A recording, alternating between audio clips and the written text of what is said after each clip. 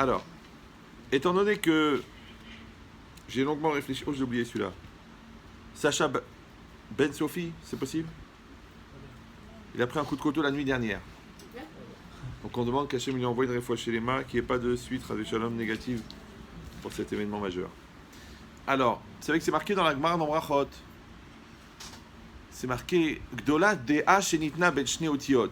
Elle est grande la Dea qui est placée entre deux lettres. Alors là-bas, Shne Otiot, il dit en fait, là-bas ça veut dire des Otiot, c'est les noms d'Hachem. C'est marqué quel Deot Hachem. Ça veut dire qu'elle est. Et là? Ça va encore? Bizarre. Bismillah.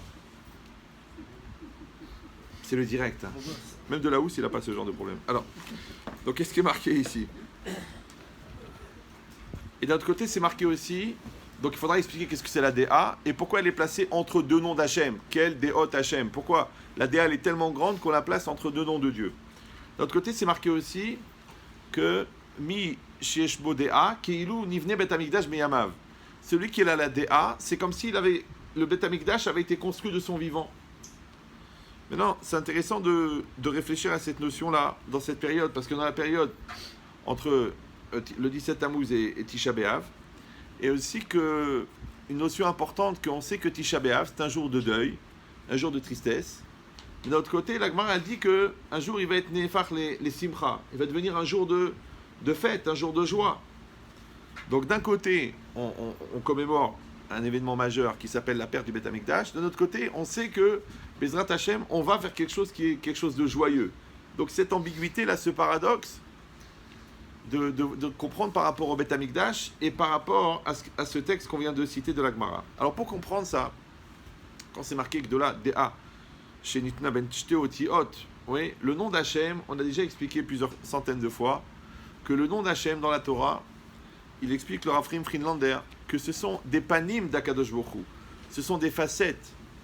Ça veut dire que, comme de la même manière quand on connaît quelqu'un, par exemple si vous et moi on parle de quelqu'un qu'on connaît, on parle de Chaim, vous connaissez Chaim, ah, tu connais Chaim, oui c'est mon voisin du 4e, oh oui, oh je le connais, tu le connais. Maintenant quand je dis le mot Chaim, je parle de Chaim. Toi tu penses à Chaim, moi je pense à Chaim, mais Chaim n'est pas là. Il n'y a que le nom de Chaim. Donc le nom, il est représentatif de la personne. De la même manière, au-delà du nom, il y a ce qu'on appelle le renom, c'est-à-dire la réputation de quelqu'un. Quand c'est marqué Tov Shem Mishemen Tov, ouais, et c'est mieux un nom que de la bonne huile. Ça veut dire que quelqu'un qui a une bonne réputation, alors il est devancé par sa réputation. S'il a besoin d'un prêt, on lui fait confiance. S'il donne un conseil, on l'écoute. Donc en fait, toute la vie, un homme, il se fabrique un Shem. Maintenant, si le Shem, il est représentatif de la personne, ça veut dire qu'un homme, en agissant, il fabrique ce nom-là. Maintenant, qu'est-ce que c'est une réputation? Une réputation, c'est une image complexe créée par l'ensemble des actes perçus chez quelqu'un d'autre. Ça va? Maintenant, vous connaissez quelqu'un, vous l'avez vu agir, il ment tout le temps. Donc vous dites, c'est un menteur. Pourquoi tu le traites de menteur? Mais il ment tout le temps. Quelqu'un, on a vu toujours, il est généreux. On lui demande, il est toujours là, il anticipe, il fait du bien, il fait du chesed. Donc on l'appelle Ish Chesed, un homme de bonté. C'est-à-dire que la réputation, elle est créée par les actes que nous faisons. Maintenant, les actes que nous faisons, pourquoi est-ce qu'ils nous représentent? Pourquoi est-ce qu'on est jugé sur nos actes? Quelqu'un il pourrait dire, eh ben moi j'ai des actes pourris, mais je suis quelqu'un de bien. Non. Ouais, en général, les gens, les actes représentent ce qu'ils sont. Pourquoi? Parce que les actes sont le fruit de la volonté. Et la volonté, c'est la définition de la personne. Parce que qu'est-ce que c'est un homme? Ouais, toujours Rav Dessler, il dit, Ratson Adam ou Mauto. La volonté de l'homme, c'est ça son essence. Ce qu'un homme est au fond, c'est quoi? C'est juste un ratson. Après, maintenant, sur ce ratson, on va mettre de la personnalité, on va mettre du vécu, on va mettre un corps, on va mettre de l'argent, on va mettre une famille, on va mettre des enfants. Mais l'essence de la personne, c'est son ratson. C'est pour ça que le mot ratson et le mot mekor, ils ont la même racine. Mekor, c'est la source, et ratson, c'est la volonté. Mais c'est aussi la même valeur numérique que le mot shemo. Shemo, c'est son nom. Son nom, c'est le nom d'Hachem. Parce que d'où est-ce qu'il vient le ratson? Il vient de la neshama. Alors pourquoi le ratson il est infini? Parce qu'il vient de l'âme. Mais c'est l'homme qui doit réussir à le maintenir dans sa nature infinie. Mais si l'homme il met de la matérialité, de la lourdeur, il met de la bêtise, il met de la gashmiout, il met du satan, il met de l'entêtement, de la psychorigidité, donc il va rendre cette volonté polluée. Comme si quelqu'un il a très très soif et l'autre il dit ah bah tu sais j'ai soif, je crève de soif, j'ai soif. Bah tu tiens j'ai une bouteille d'évian glacée. Oh donne-moi s'il te plaît. Attends une seconde s'il te plaît. Je prends la bouteille, je la verse dans de la terre. Ça sort de la boue. Je dis vas-y fais chéakol. Il dit mais t'es malade. Je vais faire chéakol sur de la boue. Et alors c'est de l'eau. Tu vas prendre la boue dans ta bouche et tu vas attendre et tu vas voir il va y avoir une phase de filtrage et tu vas boire de l'eau. C'est de l'eau d'évian mais c'est de la boue de qualité. Je dis, mais c'est dégueulasse, tu veux que je boive de la boue? Mais non, c'est pas de la boue, c'est de l'eau froide avec de la terre dedans. Alors il y a toujours un peu de calcaire dans l'eau. Bon, là, il y en a un peu plus. Oui, c'est exactement pareil. Cette eau d'évian, là, c'est l'énergie qui sort de l'âme, elle est pure. Malheureusement, elle passe par le nefesh. Oui, quand elle passe par la gava, par la bêtise, par la lourdeur, après elle se passe par le corps, par la matérialité, par la bouffe, par la perversité, par la sexualité tordue, elle devient polluée. Maintenant, tu dis, viens, je vais te servir un verre d'eau, mais de cette eau-là, tu veux me donner de ce ratson-là qui est pollué? J'en veux pas. Donc la mitzvah, c'est de préserver ce ratson-là dans sa pureté originelle pour qu'il arrive à l'extérieur avec le même niveau de pureté. Ce qu'on appelle en français retson ireav yaraseh. Le ratson, de ceux qui le craignent, Hachem, il va accomplir. C'est que le plus difficile dans la vie, c'est de conserver la pureté du ratson originel. Ça va? Dans le chol, il y a aussi cette notion-là. Par exemple, ils disent un artiste, c'est un enfant qui a appris une certaine technique. Mais il doit garder son esprit enfant.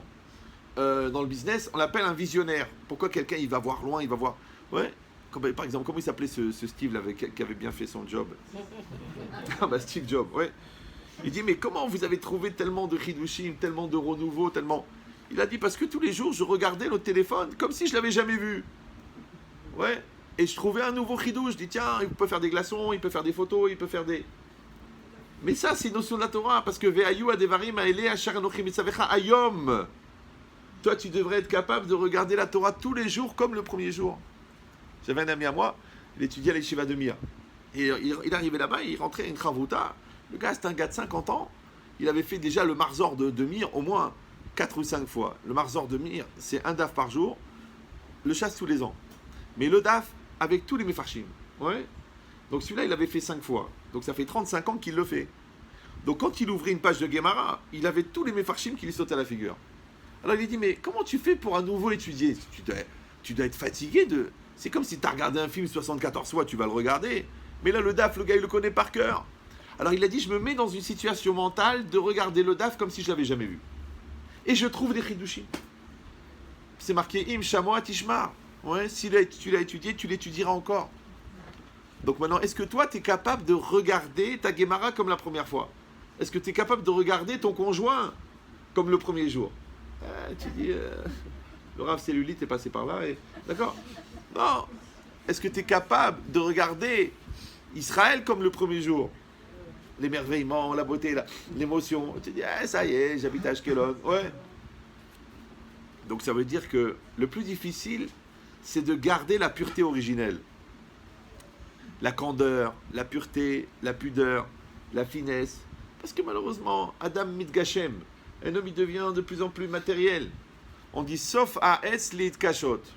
La finalité du bois est de devenir dur. Tu vois un arbre, il est frais, il est tendre. Ouais, il y a du vent, il bouge, tac tac. Tu le coupes, il est déjà un peu plus sec. Après, tu en fais une commode. Tu sens déjà qu'il est devenu psychorigide. D'ailleurs, il n'est pas commode, d'accord? Après, il sèche encore. Mais un bois qui a 200 ans, tu te rends compte comment il est beaucoup plus sec qu'avant? Oui, non? Voilà. Alors, il dit, sauf à es leit kashot. Ils disent les Baalei Moussar, ve sauf à lève leit kashot. Le cœur aussi il se durcit. C'est pour ça que c'est marqué qu'à la fin des temps, Akadosh Baruch Hu, il va envoyer Mashiach, et Mashiach, il va enlever le cœur de pierre, il va nous donner un cœur de chair. C'est quoi un cœur de pierre? C'est un cœur insensible. Parce que tu écoutes la radio, 1 mort, 2 morts, 10 morts, 18 morts, 100 morts, 200 morts, 300 morts, encore, tu reçois un texto, encore un cancer, encore une leucémie, encore un bébé, encore... Bon, le Aleinu, Chas Veshalom, Simsilenu, bon. Mais à la fin, malheureusement, tu continues à manger, et tu dis... Donc le cœur, il devient en pierre. Ouais. C'est pareil, ton fils il te dit papa il faut que je te parle, tu écoutes mon fils j'ai pas le temps, ce soir c'est la finale. Donc on perd la sensibilité. D'accord, ta femme elle dit je suis pas bien, ouais. Et toi tu viens de pleurer sur un film américain, et maintenant elle te dit mon amour il faut qu'on parle, je suis pas bien j'ai envie de pleurer, et toi tu lui dis arrête ton cinéma. Vous croyez que c'est une blague, mais c'est sérieux. Ils ont dit les sociologues Goy que les gens, 87% qui suivent des feuilletons de manière régulière font un transfert psychologique sur le feuilleton. C'est-à-dire qu'ils vont pleurer sur le feuilleton, mais ils vont être insensibles à la réalité. Donc en fait, les gens, ils réalisent leur virtualité, mais ils virtualisent leur réalité. C'est incroyable. Si vous allez dire, ah mais bah au Hachem, mais attendez, si on est à Choma, t'en fais pas, tu peux faire la même chose avec la religion. Tu peux faire la même chose avec la Frumkeit. Tu peux faire la même chose avec le regard des voisins. C'est la même chose. Ouais. Tu peux jouer un rôle, parce que n'importe qui, quand il sait qu'on le prend en photo, il se met à poser. Maintenant, tu poses parce que c'est ton meilleur profil. Tu poses parce que tu arranges ton chapeau. Tu poses parce que tu arranges ta cravate. Tu poses parce que tu arranges ta perruque. Mais c'est la même chose, tu poses. Mais quand tu poses, tu n'es pas naturel. Maintenant, le bon Dieu, à votre avis, il retient que les photos où on a posé ou il prend toutes les photos? On le dit, il n'y a pas photo. Ouais. Donc c'est quoi l'idée? L'idée, c'est qu'on a dit que le shem de quelqu'un, la réputation de quelqu'un, elle est créée par l'image qu'on a pu percevoir de cette personne-là. Ouais. De la même manière, le shem Hachem, il est en fonction de ce qu'on perçoit d'Hachem. C'est-à-dire que dans l'absolu, ne vous énervez pas, ne le prenez pas mal, mais on n'a pas le même Dieu que Rabbi Shimon Bar Yochai. Parce que Rabbi Shimon Bar Yochai, avec toute la Torah qu'il a étudiée, tu crois qu'il voyait Hachem comme toi? C'est même pas sûr qu'on a la même Torah. Mais tu dis, mais la Torah elle éteint, la Torah elle bouge pas, Chaz v'Shalom, ouais, ça fait partie des 13 icônes. Mais bien sûr, mais Chaz v'Shalom, est-ce que Yahya Ben Shetrit il a Picoros? Non, mais je vous dis seulement que quand tu vois, même déjà dans cette génération, tu prends des guéonymes, oui, qui étudient par exemple tout le chasse en Beyoun, tu crois que toi qui as fini 3 Gemarot, tu as la même Gemara que lui? Déjà dans ta génération. Alors imagine Rabbi Akiva Eiger. Alors imagine Rabbi Yohanan Ben Zakkai. Ah, tu dis la Torah n'a pas changé. Oui, la Torah n'a pas changé, mais toi tu as changé. L'homme il a changé. Donc maintenant, si la perception de la Torah, en vérité, elle a changé, et qu'on sait que c'est marqué dans le Ramban, dans la préface de Bereshit, que Kol la Torah Kula Tziruf et Shemot, que toute la Torah Kula entière, ce ne sont que des associations de noms divins. Donc en fait, la Torah, c'est un nom divin de 312 000 lettres, qui se découpe ensuite en milliers de noms divins. D'après la Kabbalah, c'est comme ça. Ouais. Maintenant, puisqu'on a dit que le nom, c'est la perception qu'on a de Dieu, et que Dieu nous a donné des noms de lui pour qu'on le perçoive, et que la perception de l'être, elle dépend du niveau qu'on a, donc la perception de Dieu aussi, elle dépend du niveau qu'on a. Alors, vous savez comment on appelle la perception floue de Dieu dans la réalité?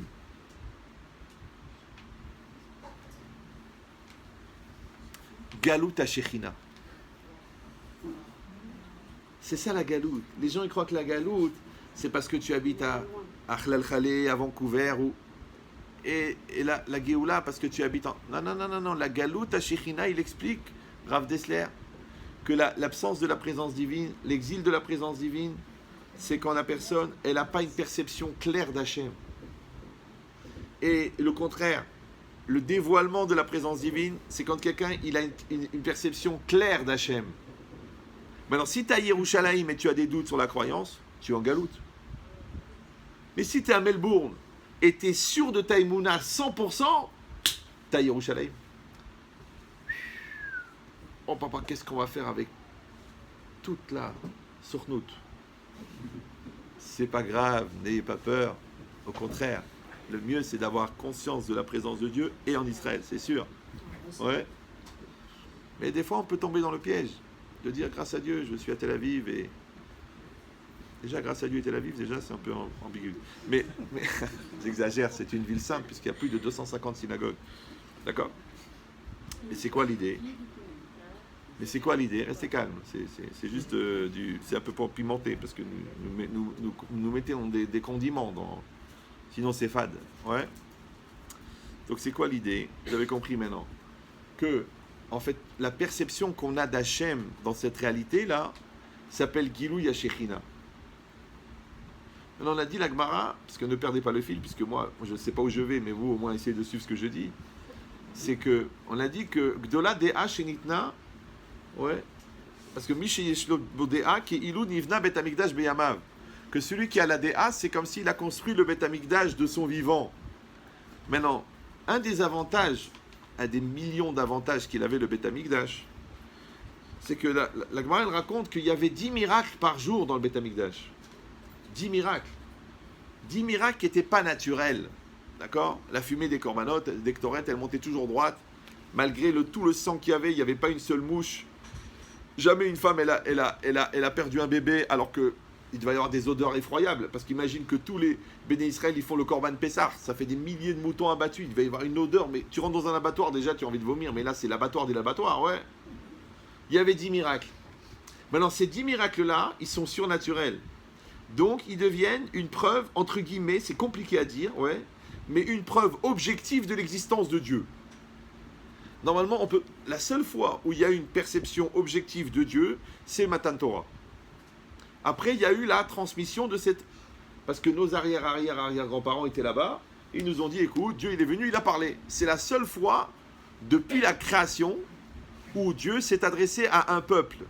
Dieu s'est adressé à beaucoup d'individus, beaucoup de prophètes, d'accord, qui ont créé les différentes religions. Chacun, il est venu, il a dit, Dieu m'a parlé, Dieu m'a parlé, Dieu m'a parlé. Mais il était seul, le gars. D'accord? Ça va? Moi aussi, quelqu'un une fois est venu, m'a dit, j'ai vu Avram, Israël et Yaakov monter à la Torah. Je dis, combien de fois par jour et depuis combien de temps? Ah bah oui, hein. Parce que un mois de juin par an, ça va, mais 10 juin par jour, c'est de la prophétie en temps réel. D'accord? Donc ça veut dire que quand Hachem s'est adressé au Béné Israël au Matan Torah, oui, c'était une perception objective, pas subjective. Vous comprenez ou non? Parce que par exemple, quelqu'un il dort, il a une vision, il ne peut pas savoir. Ou c'est un cauchemar, ou c'est une réalité. D'accord? C'est pour ça que tous les prophètes, ils ont une perception d'Hachem qui était endormie ou en transe, ou en crise, ou en sommeil, ou en rêve, sauf Moshe Rabbeinu. Moshe Rabbeinu, panim el panim, le seul. Et les Béné Israël, pendant les 2 premiers commandements, quand Hachem a dit Anochi Hachem Elokecha Asher Hotzeti Meretz Misraim, et quand Hachem a dit Lo yeh lecha Elohim acherim, les Béné Israël l'ont entendu. C'est tout ce qu'ils ont entendu. Ouais. Après tout le reste, ça a été transmis par Moshe Rabbeinu. Pourquoi? Parce que quand Hachem parlait, les gens mouraient. Après, il fallait les refaire vivre, ils remouraient. Déjà, mourir une fois dans la vie, c'est contraignant. Mais mourir toutes les 10 minutes, c'est fatigant. Ils ont dit, écoute Moshe, on en a marre de mourir. S'il te plaît, puisque, en l'occurrence, toi, tu ne meurs pas en écoutant la voix de Dieu, donc toi, tu vas écouter, tu vas nous transmettre. C'est ça ce qui s'est passé. Alors, si vous demandez pourquoi Moshe ne mourrait pas, je réponds ou non? Mais c'est pas le sujet. Ça rentre dans le forfait, mais c'est pas dans le... Vous voulez la réponse ou non? Vous voulez ou non? Vous entendez vraiment là-bas? C'est vrai? Moshe ne mourrait pas parce qu'il n'était pas vivant. Tu dis, mais attendez, Rav. Je vous dis des choses qui vous dépassent un petit peu, ouais, mais c'est pas grave. Au pire, vous devenez intelligent. Vivant, c'est quoi? C'est que tu as un corps dans lequel il y a une neshama. Mais Moshe, il avait tellement dématérialisé sa spiritualité, sa matérialité, qu'à la limite, tu aurais pu dire qu'au fond, il n'était pas vivant. Parce que le Maharal de Prague, il dit que le corps de Moshe était moins concret que son ombre.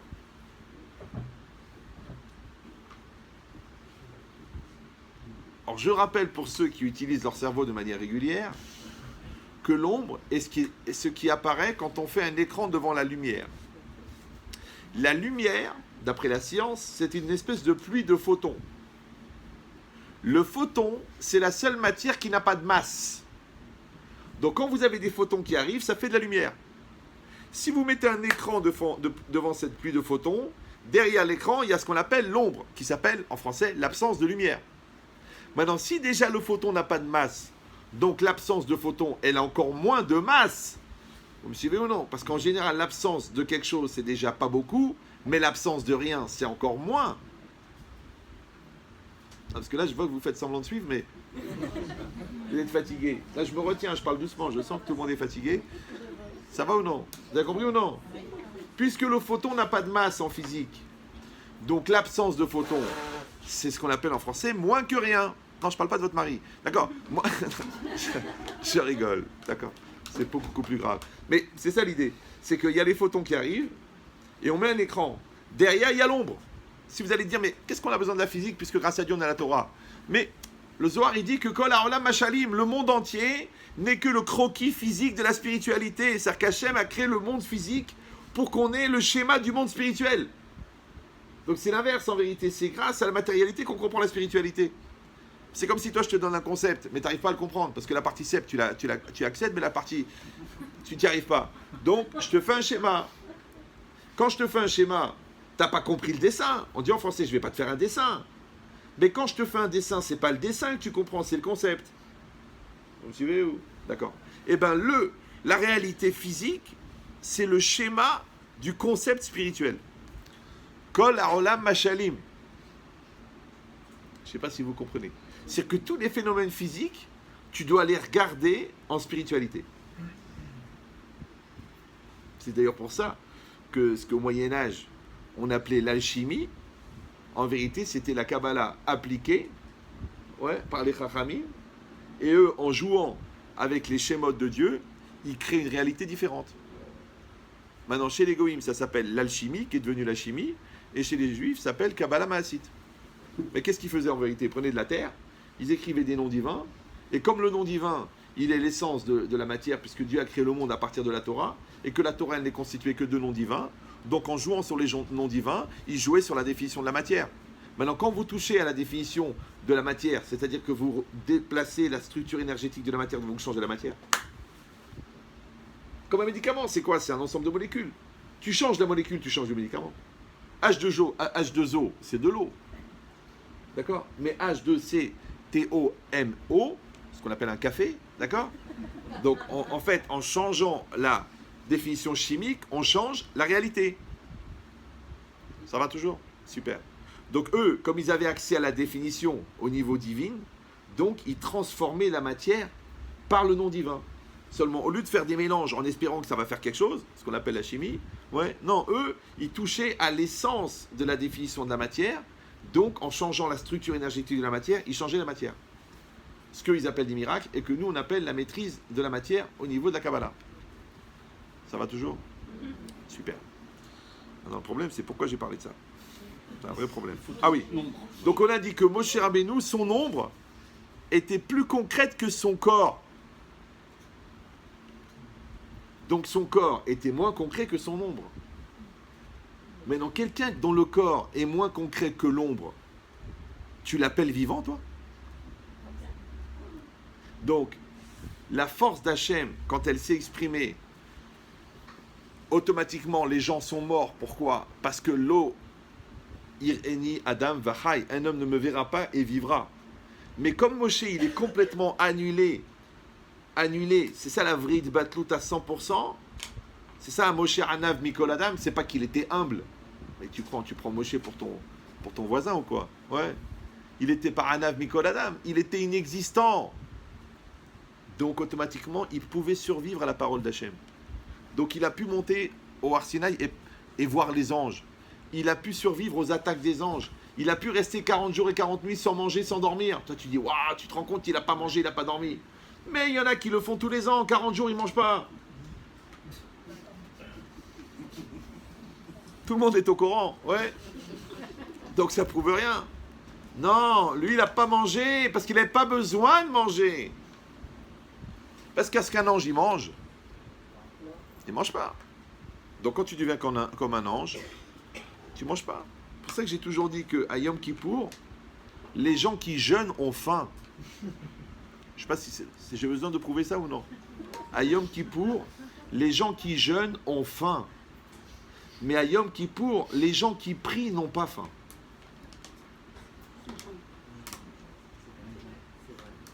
Donc si tu es en train de prier, tu n'as pas faim. Si tu es en train de jeûner, tu penses aux boulettes de Tata Mimi à 7h15 du matin. À midi, tu dis mon lamaba pour un espresso. C'est sûr que tu pourras pas prier parce que tu penses qu'à bouffer. Maintenant, quand tu penses à prier, quand tu pries et tu penses à prier, en fait, tu t'es dématérialisé. Et je vous dis même dans le chol, quelqu'un qui aime son travail, il n'a pas faim. Mais quelqu'un qui n'aime pas son travail, déjà à 9h, il dit bon, on démarre avec un bon petit café. Après, à 9h15, il dit pause café. À 11h, le petit goûter pour requinquer. À midi, le repas.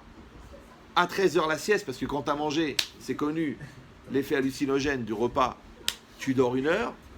Après, tu dis on va attaquer le travail, mais là, il faut un petit café pour repartir. Petite discussion, résultat du foot, discussion sur la souga, la shonara sur le voisin. Il est 17h, il faut rentrer à la maison. Tu crois que tu as travaillé, en fait, tu as mangé.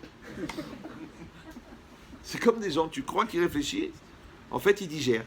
Tu les vois comme ça. Et en fait, c'est ça le choix de la vie. C'est où tu gères, ou tu digères. Donc vous avez compris maintenant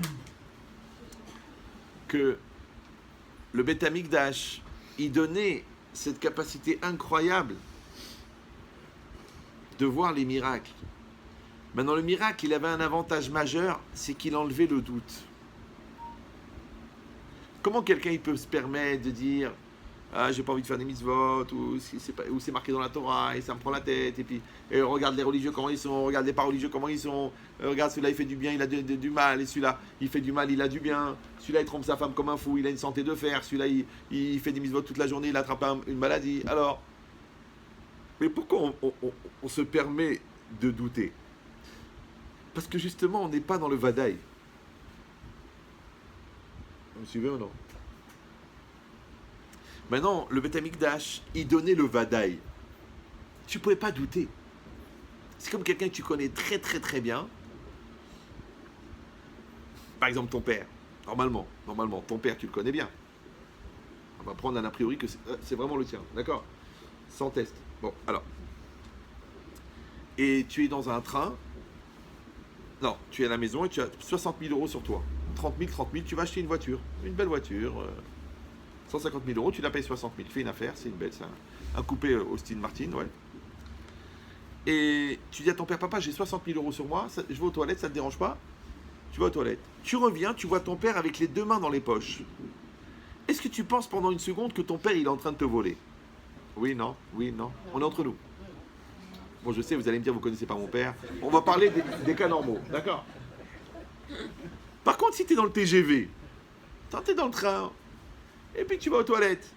Vous savez, c'est la place des 4 là. Il y a un gars en face de toi, tu le connais pas. Tu enlèves ta veste, tu la poses. Monsieur, ça vous dérange pas de regarder, je vais aux toilettes. Tu reviens, le gars, il a les 2 mains dans les poches. Est-ce que pendant une seconde, tu imagines qu'il n'est pas en train de voler? C'est sûr qu'il est en train de voler. Qu'est-ce qu'il est en train de voler? Est-ce qu'il se réchauffe les mains, le gars? Est-ce qu'il se rafraîchit sous prétexte que c'est du liquide? D'accord? C'est sûr qu'il vole. Maintenant, pourquoi tu es convaincu que l'inconnu il est en train de voler et pourquoi tu es convaincu que ton père il est en train de te rajouter 10 000 pour que tu rajoutes des options sur la voiture?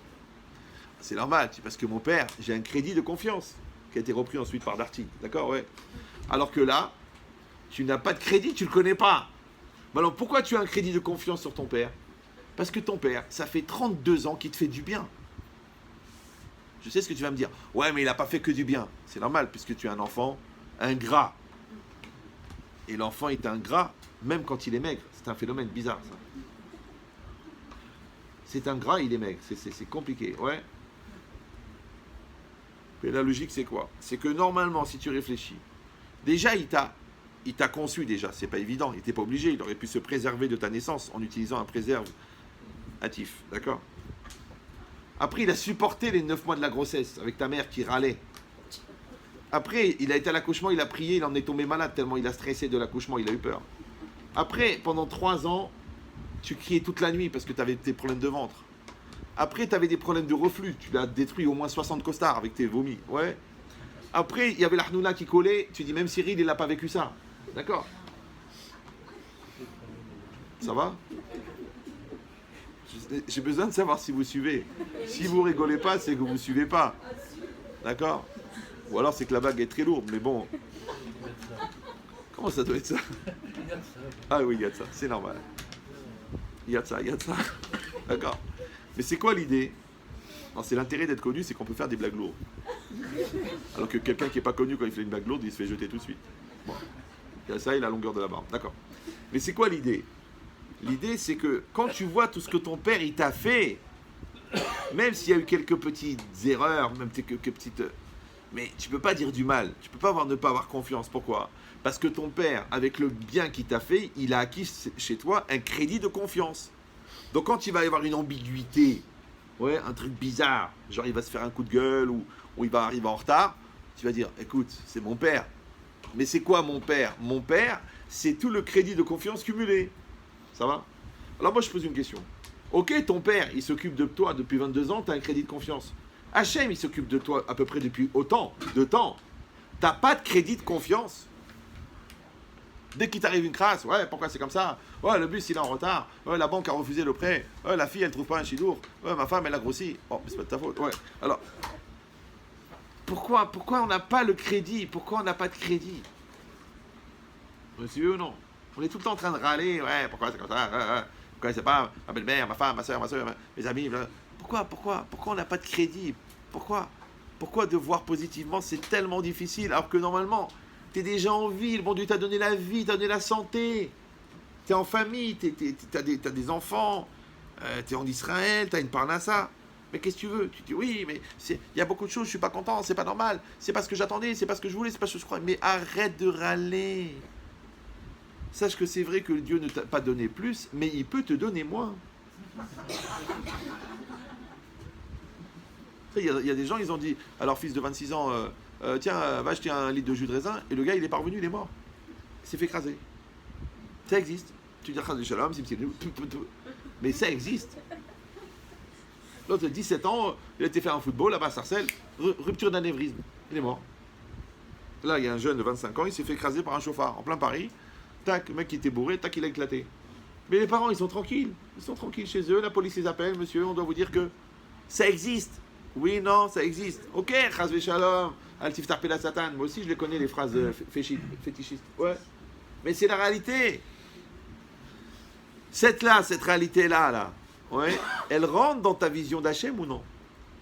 Tu dis non, ça c'est Rishut Acher, ça c'est Azazel, ça c'est pas. Ça rentre dans la réalité d'Hachem. Ve'afta et Hachem Elokecha, bechol meodecha. Bechol meodecha, bechol mida ou mida shakadosh baruch hu moded. Des fois, il t'envoie des choses extraordinaires. Des fois, il t'envoie des choses très difficiles. Nous, notre problème, c'est qu'on vit dans une génération, on est tellement gâtés que quand il nous arrive un malheur, on remet tout en cause.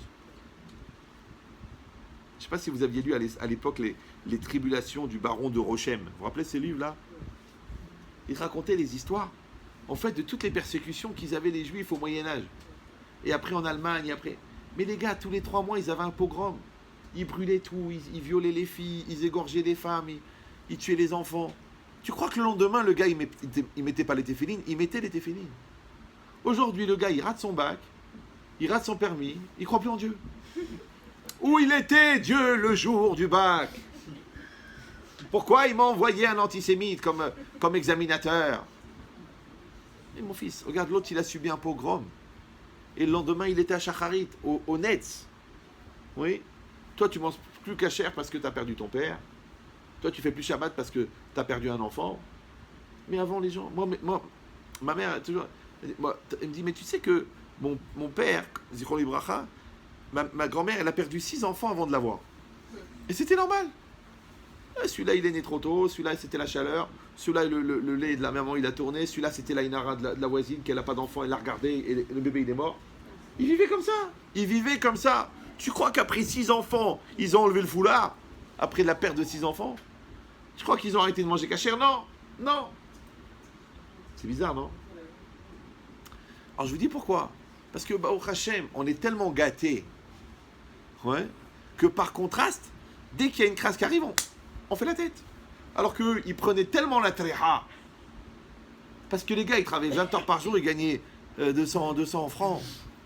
Ouais. Nous, on met 2 coups de fil, on gagne 3000 euros. Alors quand on gagne 1000 euros, on dit, oh, qu'est-ce qui se passe? J'ai plus la baraka? C'est la inara de la belle-mère? Non. Non. C'est parce que le bon Dieu, il veut voir si quand je te mets à l'épreuve, tu gardes la même émouna ou non.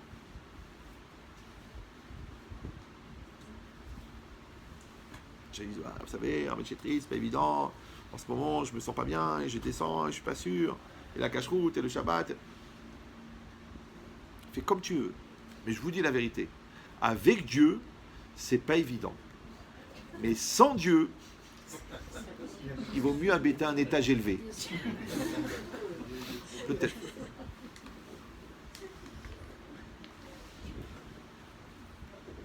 C'est vrai, non? De vous à moi.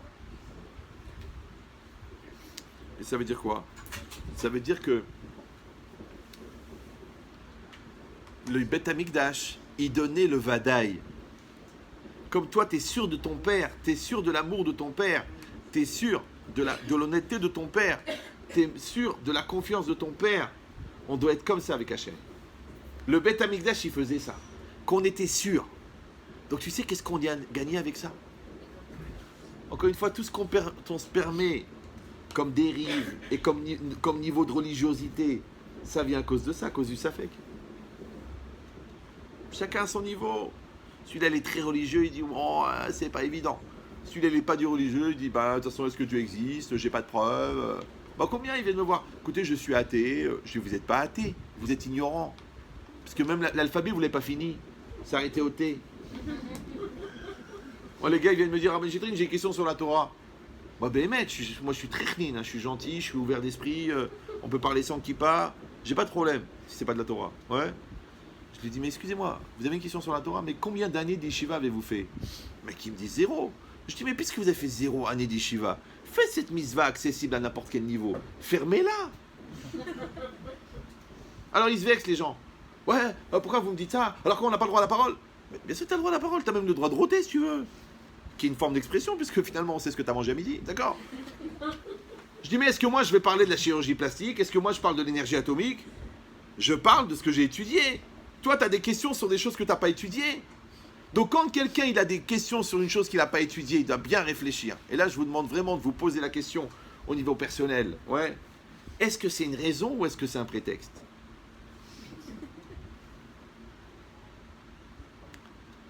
Vous me suivez? Ouh là là. Raison, ça vient de raisonnable. Maintenant, tu ne peux pas raisonnablement poser une question sur la Torah si tu ne connais rien à la Torah. C'est mon chapeau, ça. Tu vas attraper une crampe. Par contre, prétexte, c'est ce qui vient avant le texte. Quand tu ne veux pas étudier le texte, tu as un prétexte. C'est avant le texte. Vous suivez ou non? C'est comme les gens qui enlèvent le texte du contexte. Tu enlèves le texte, il reste le... C'est pas grave. D'accord? Mais la personne, elle doit dire « J'ai des questions, alors va étudier. » Moi aussi, j'avais des questions. J'ai pris 15 ans de ma vie, j'ai étudié. Et j'ai répondu à des milliers de questions. Les gens, non, ils veulent des questions, mais ils ne veulent pas des réponses. Donc, ils ne veulent pas étudier. C'est comme les gens qui disent avec toi, ils disent « Je voudrais qu'on parle. » Après, ils commencent à parler « Ah, attention, c'est trop facile. Oh, vous les religieux, ils se battent. Tu voulais pas parler, toi. Toi, tu voulais juste ouvrir ta... Ça s'appelle des GG en psychologie. Des grandes gueules. Ouais.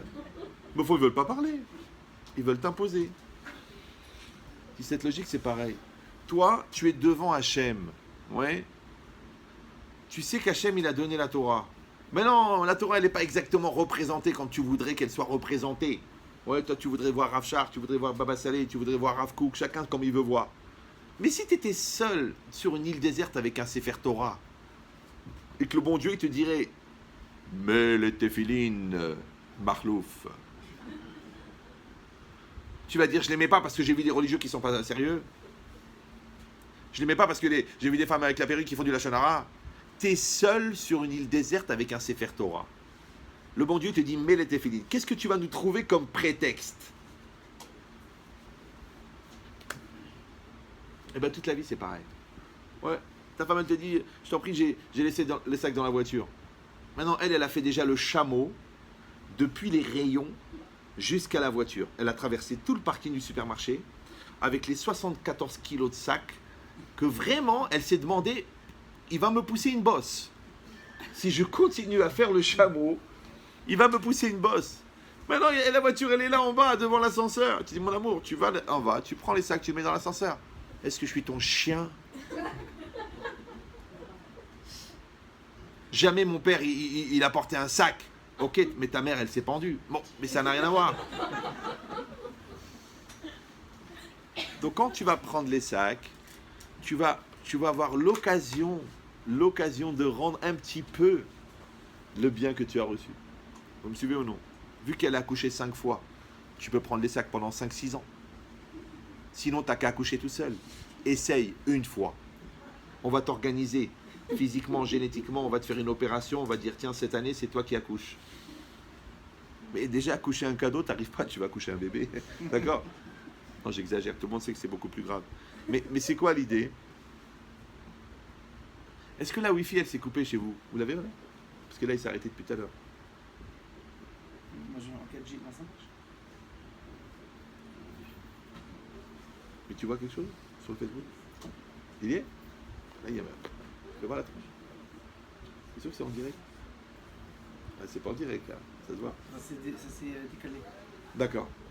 Alors, bon, c'est pas grave. Les Facebookers ne sont plus avec nous. Ça leur apprendra à chercher le visage de leur père ailleurs. Facebook. Panim, shel avinu, shebashamayim. D'accord. Restez calme. Donc, qu'est-ce qui est marqué ici? Ici, c'est marqué que peut-être il faut l'arrêter et le reprendre, non? Elle vient de comprendre. Oh, il y a un. C'est la folie. C'est que la Wi-Fi. C'est pire que la Wi-Fi.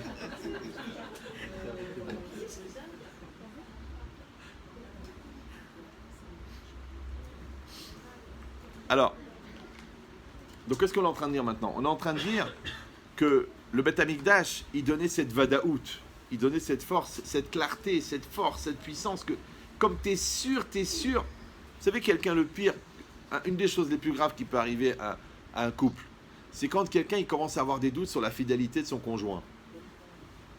Parce que si tu es sûr qu'elle t'a trompé, eh ben, qu'est-ce que tu veux faire? Tu vas au Beddin. Si tu es sûr qu'elle t'a pas trompé, tu es tranquille. Mais si tu as des doutes, tu meurs. Tu deviens fou. Ouais, il répond pas au texto, il s'enferme, il a mis un code sur son téléphone, il s'enferme aux toilettes pour répondre à des femmes qui l'appellent. Tu dis, je vais mourir. Je vais mourir aujourd'hui. Ouais. Pourquoi? Parce que c'est le doute. Donc le doute, ça tue. Ben, c'est exactement pareil. Quand toi, tu es en doute, Razvé Shalom avec Hachem, tu meurs. Pourquoi? Parce qu'on a déjà expliqué 1 million de fois que Safek, c'est la même gématria que Amalek. Vous vous rappelez ou non? Et Amalek, c'est le descendant de Esav. Et l'ange de Esav, c'est le Yetzer Hara. Donc l'ange de Amalek, c'est le Yetzer Hara. Ça va? Donc par transitivité, Amalek et le Yetzer Hara, c'est le Safek. C'est le doute.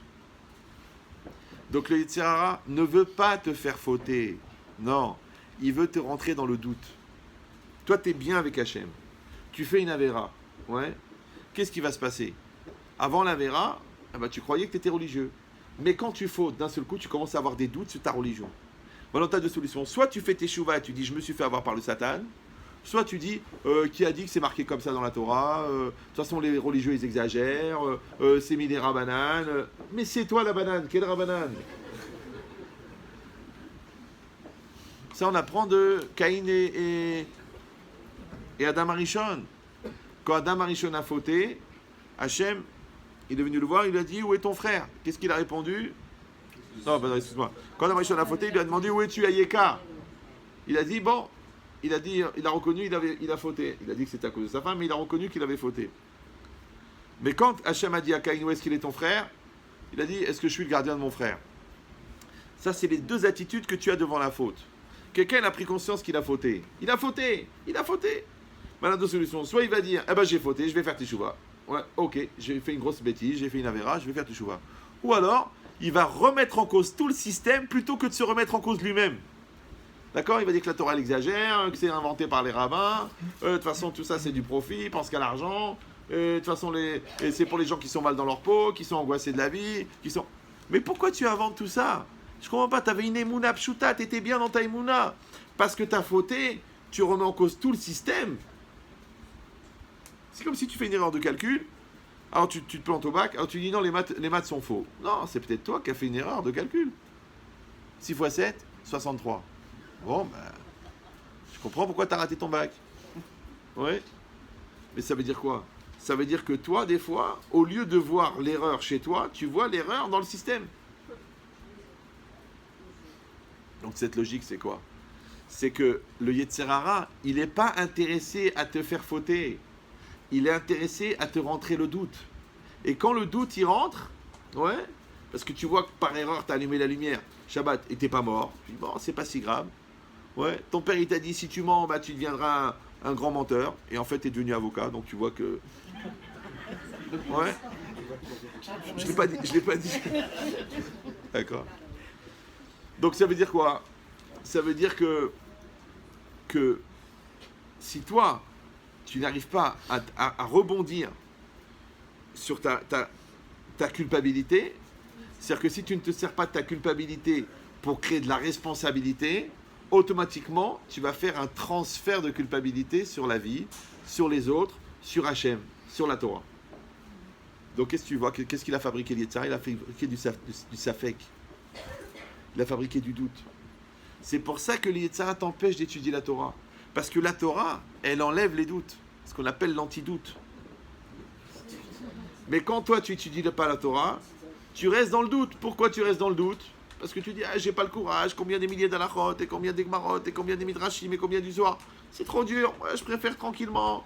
Voilà, je lis le petit hebdo, Actuji, grâce à Dieu, au Hachem, j'écoute mon petit Dvar Torah, j'écoute les cours de Ben Chetrit. Non, ça c'est bien pour l'ambiance, mais va ouvrir une Gemara. Prends un Shulchan Aruch, apprends 2 halachot par jour, apprends les halachot Shabbat.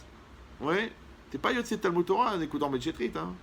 C'est bien, t'as écouté des shurim, ça te donne la pêche. Tu apprends des chidushim, au niveau Ashkafa, t'es tranquille, t'es plus fort qu'un Bachur Yeshiva, ouais, même qu'un Avrer. Mais ça te rend pas exempté d'aller prendre ta Gemara. Des gens ils me disent, mais Rav, si je vous écoute, je dis, mais c'est détente, c'est moi qui travaille, là, toi tu kiffes. Si tu prends des notes, et tu mets tout par écrit, et que tu le répètes par cœur à des gens qui connaissent rien, ok, là, tu as étudié la Torah. Mais si tu as juste suivi le truc comme ça, comme si tu as regardé un train passer, alors tu dis, j'ai vu quelque chose, tu n'as rien vu. Parce que tu peux décrire les passagers. La vache, elle est en train de brouter. Elle entend un bruit. Elle lève la tête, elle voit un TGV qui passe. Est-ce que la vache, elle a étudié la Torah? TGV, Torah grande vitesse. Ouais. Non.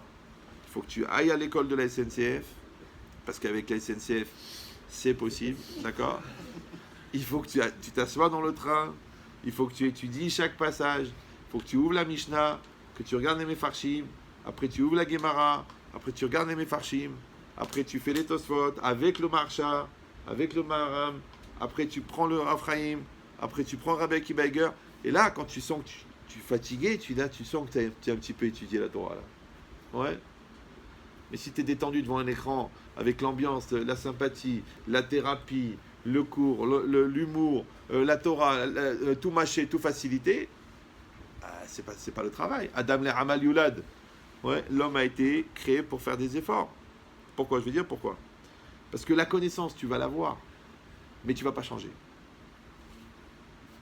C'est pour ça que quand on dit prendre à cœur, c'est connu à la belote. Ouais.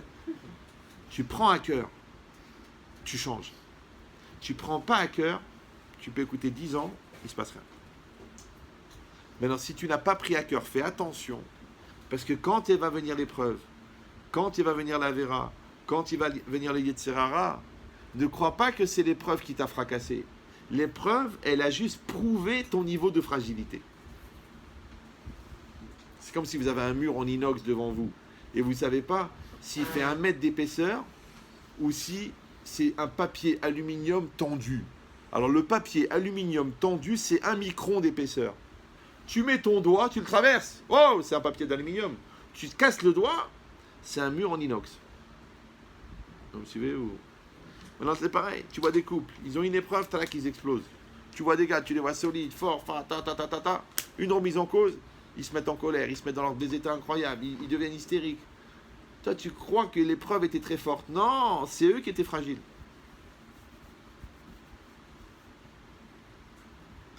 Donc un homme, toute sa vie, il construit sa émouna parce qu'il ne sait pas quel genre d'épreuve le bon Dieu va envoyer. Pas quel genre d'épreuve la vie, elle va envoyer. Le couple, tu le construis solide, fort. Beaucoup d'amour, beaucoup de communication, beaucoup d'investissement, beaucoup de dialogue, beaucoup de reconnaissance, beaucoup de bonté, beaucoup de remise en cause. Parce que tu ne sais pas quel genre de claque tu vas prendre. Mais les gens, ils font rien. Rien. Ils habitent dans la même maison. Ils font des enfants. C'est une maladie cyclique. Ouais. Tous les 2 ans, il y a un truc qui naît. Ouais. Ils se dorment dans le même lit. Ils payent des trucs. Ils vont à la bar mitzvot ensemble. Monsieur, madame. Ils vont en famille. Mais ils ne construisent pas de couple. Et un jour, ouais, il arrive une voisine. Ou là, il arrive une colère. Il arrive un dépôt de bilan. Il arrive un enfant malade.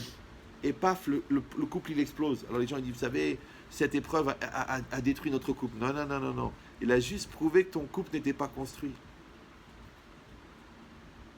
C'est comme les sports de combat. Ouais. C'est un truc bizarre. Moi, j'ai une grande frustration chez les champions de Krav Maga et de Taekwondo. C'est qu'ils ne se battent jamais. Le mec, il a fait 15 ans de Krav Maga. Ce qu'on appelle un stromon. Ouais. Il a fait 10 ans de Taekwondo. Il peut tuer 19 personnes en 4 coups de pied. Il se bat jamais. Tu dis, mais moi, j'irai faire du ménage dans les cités. Non, lui, jamais il se bat. Il est tranquille. Pourquoi? Parce que quand ils viennent, les 4 voyous, ils veulent lui prendre son portefeuille. Et lui, il leur dit, allez-y. Ils se disent, oui, il est fou, il va nous tuer. Il va les tuer. Moi, j'ai parlé avec des gens qui entraînent les gars du GIGN et tout. Il m'a dit, on a des coups qui tuent en un coup. Tu vois dans les films, ils font tac. Mais en vérité, le gars, il tape à un endroit, il est mort. Hein. Il coupe la circulation ici, tac, le mec, il est mort. Il a pas... C'est fini, hein. Ils ont des centres vitaux, ils savent où taper, et le mec, il est mort. Il tue. Mais ce gars-là, il est tellement sûr de lui, il se bat jamais. Je sais pas si vous me suivez. Donc le gars qui se bat tout le temps, c'est le gars qui veut toujours se prouver qu'il est capable de gagner. C'est comme les riches. Les riches n'achètent jamais. Ils achètent des chaussures qui durent 15 ans. Ils ont la même gabardine depuis 22 ans, voire de la Blueberry, Burberry. Ouais. Ils ont le même costume, ils s'usent jamais. Pourquoi? Il dit, mais tu sais, ces chaussures-là, ils les ont payées à l'époque 1500 €, frère le chétan. Ouais. Ils ont un costume Yves Saint Laurent inusable. Ils ont des Fursac, des vrais de Fursac à l'époque, les vrais. Maintenant, ouais. Maintenant, pourquoi le pauvre, il s'achète 152 costumes à 75 € parce qu'il a un copain au sentier, et l'autre, il achète un costume sur mesure, 3000 €, il ne change jamais? Pourquoi? Parce que le riche n'a pas besoin de se rassurer sur le fait qu'il est capable d'acheter. Alors que le pauvre, il se dit toujours, peut-être que demain je ne pourrai plus, alors j'achète aujourd'hui. Vous me suivez ou... Voilà. Maintenant, il n'y a pas que le riche d'argent et le pauvre d'argent. Par exemple, celui qui n'a pas confiance en lui, il va continuer à draguer. Parce qu'il veut se prouver qu'il peut encore faire le beau. Mais tu as une femme qui t'aime, qu'est-ce que tu as besoin maintenant de draguer les clientes? Ah, mais je veux éprouver mon pouvoir de séduction. J'en ai eu un pas très longtemps au Shalom Bayit. Bon, je veux pas... Mais le gars, j'ai fait sortir sa femme, je lui ai dit, dis-moi, faut arrêter. Faut arrêter. Mais non, Rav, vous avez l'esprit mal tourné. Je dis, mais moi, c'est l'esprit qui est mal tourné, mais toi, c'est autre chose. D'accord? Je fais, mais attends, mais c'est pas possible. Tu es marié, t'es une femme magnifique, elle est là, elle est jeune, elle est... Et toi, tu dragues la cliente, la voisine, la truc, la sœur, au téléphone, des folles, tu t'appelles des prostituées. Tu es un malade. Tu es un malade. Il m'a dit, ah, Rav, vous voyez le mal partout. C'est juste comme ça, j'ai téléphoné pour voir si elle allait répondre. Mais bien sûr qu'elle va répondre, c'est son métier de répondre. Non, mais ils sont bizarres. Des fois, tu entends des choses, tu te dis, est-ce qu'il a parlé avec sa bouche? C'est pas possible. D'accord. Mais c'est ça l'idée. C'est que le gars, en fait, il a besoin. Il va rien faire, hein. Il va pas aller, chas shalom. mais il a besoin de se prouver que. Et quand la fille, elle le regarde comme ça, avec des yeux comme ça, il dit non, non, excusez-moi, je suis marié. Parce qu'il a besoin de se prouver que. Donc en fait, c'est un manque de confiance en soi.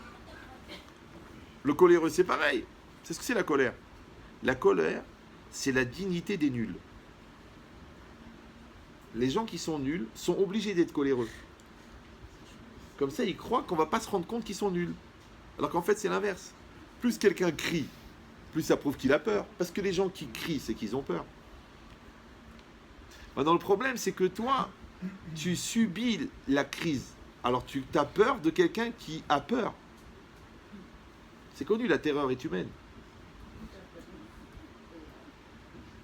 Mais si toi tu dis j'ai pas peur, vas-y crie. Vas-y casse-toi la joue, casse-toi la voix.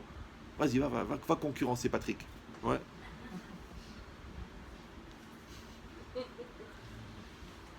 Il y a un temps de réactivité quand même. Hein. On sent que vous avez quitté la France il y a longtemps. Mais c'est ça l'idée. Ben c'est vrai, vous enlevez le U, il reste le vrai là. D'accord. Mais c'est ça l'idée. D'accord.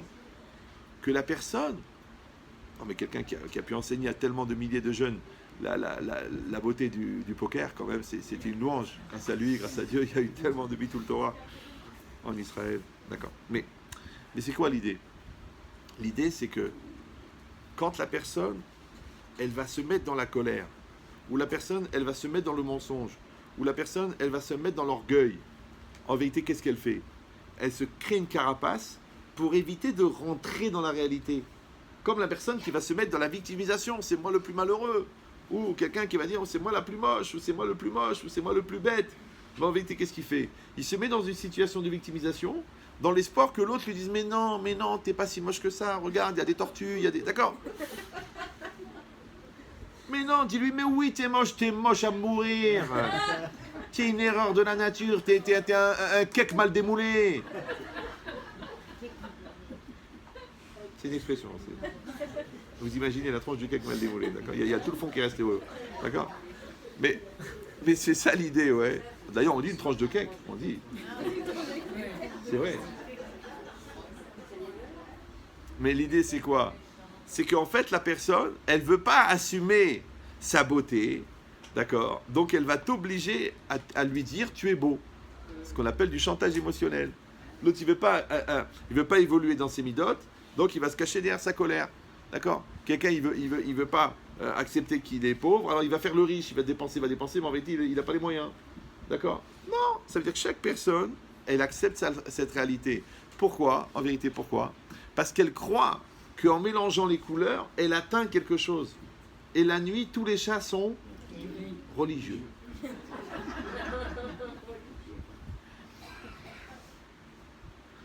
Maintenant, le gris, c'est le flou. Le noir et le blanc, c'est clair. D'ailleurs, on le dit, c'est écrit noir sur blanc. Noir sur blanc, c'est quoi? C'est le contraste, c'est la clarté, c'est l'affirmation, c'est l'honnêteté. Quand tu écris la lettre du Sefer Torah, elle est obligée d'être entourée de blanc. Vous savez ça?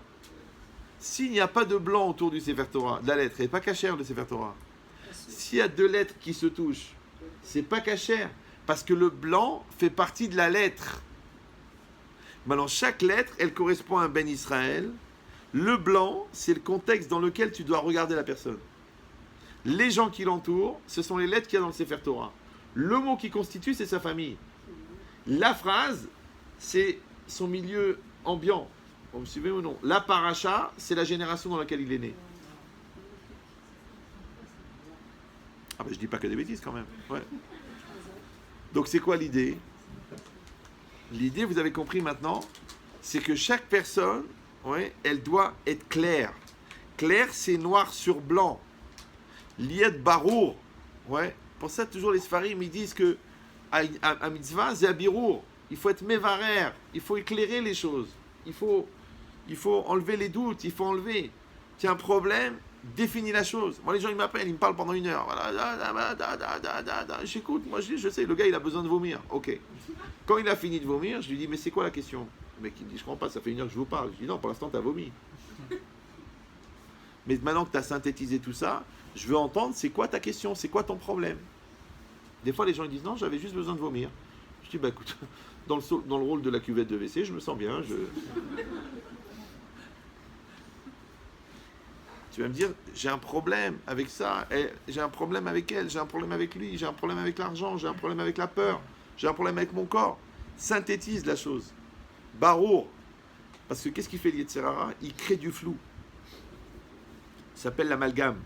Ouais, les gens ils se perdent. Ah, mais Chétrit, elle m'a fait ça, après il m'a dit ça, après mon beau-père il a fait ça, après je me suis déchiré ma veste, après j'ai perdu 100 euros, après je trouve plus les clés de la voiture, après mon fils il rentre, il me dit papa, t'as pas laissé le frein à main, elle est en train de descendre la pente, après il y a un gosse dedans, je vais mourir.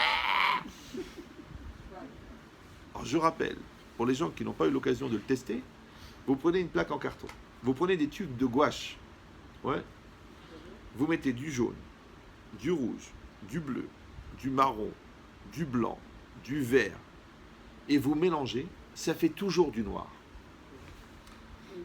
Ça s'appelle l'amalgame. On dit en français, tu broies du noir. Ouais. Donc, il faut séparer les couleurs. Il faut séparer les problèmes. J'ai un problème conflictuel. J'ai un problème d'argent.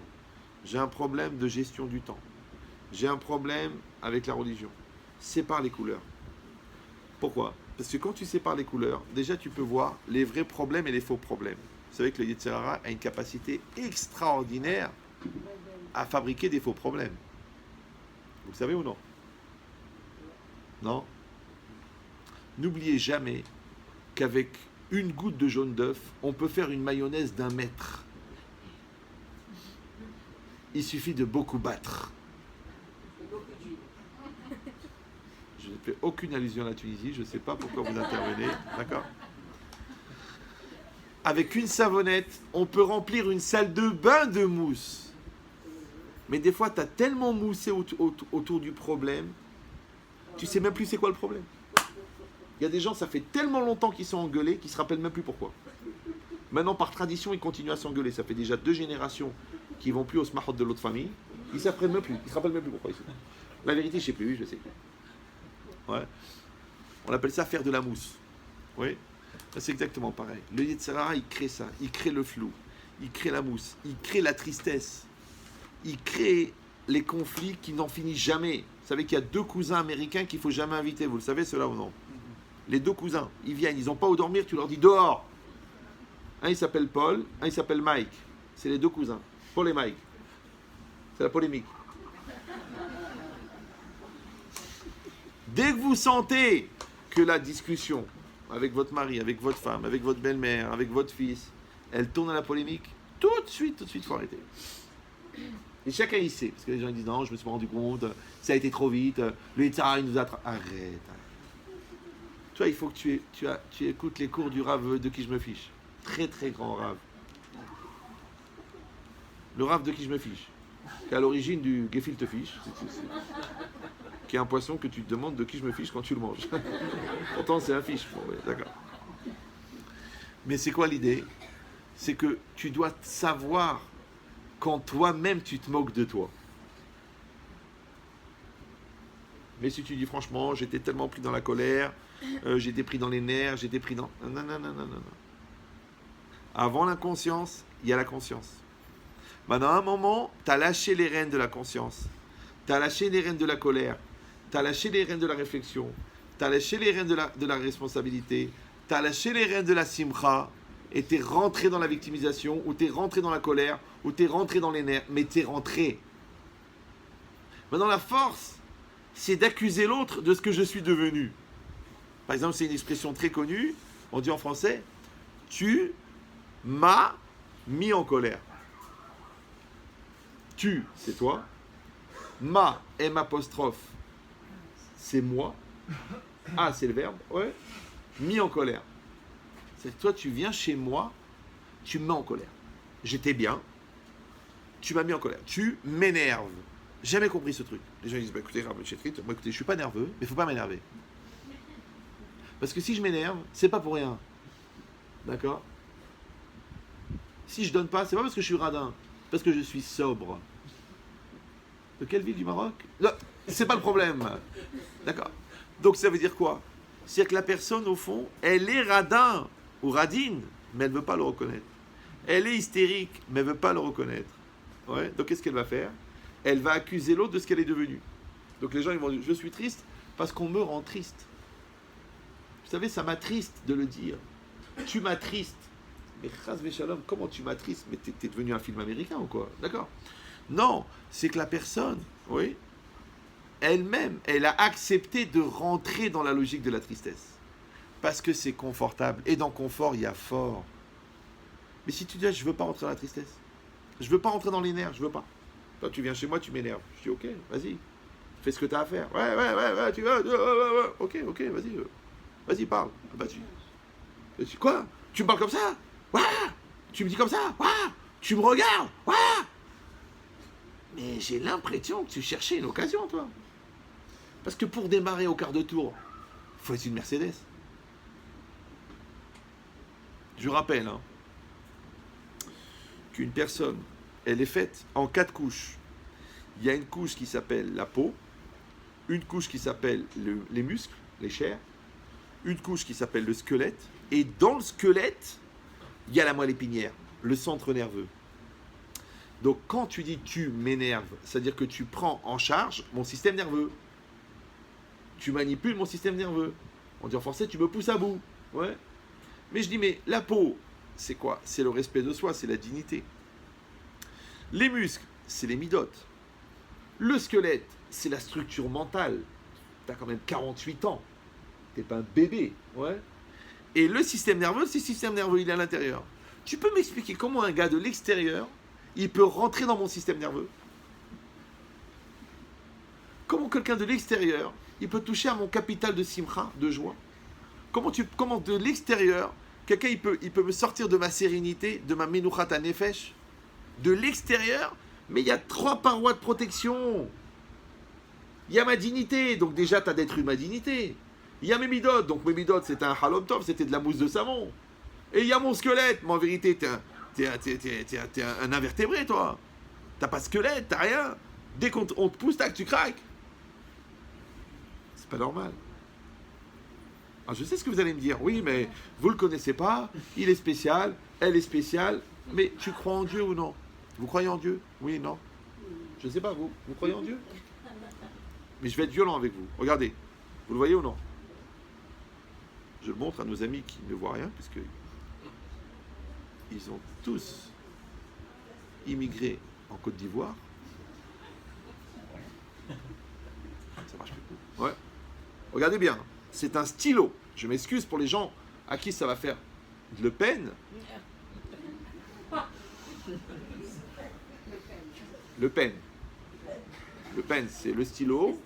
Et en même temps, c'est la partie dans la serrure qui empêche l'ouverture. C'est incroyable. Ça s'appelle le pen. C'est incroyable. Enfin. Et bien, vous voyez, ces deux parties-là font partie du stylo. Il y a une partie qui s'appelle le stylo, une partie qui s'appelle le bouchon. Ça va pas trop vite pour vous, là? Eh bien, faites attention, et je vais faire le test devant vous, et j'espère que vous aurez l'honnêteté de reconnaître la véracité de ce test. Écoutez.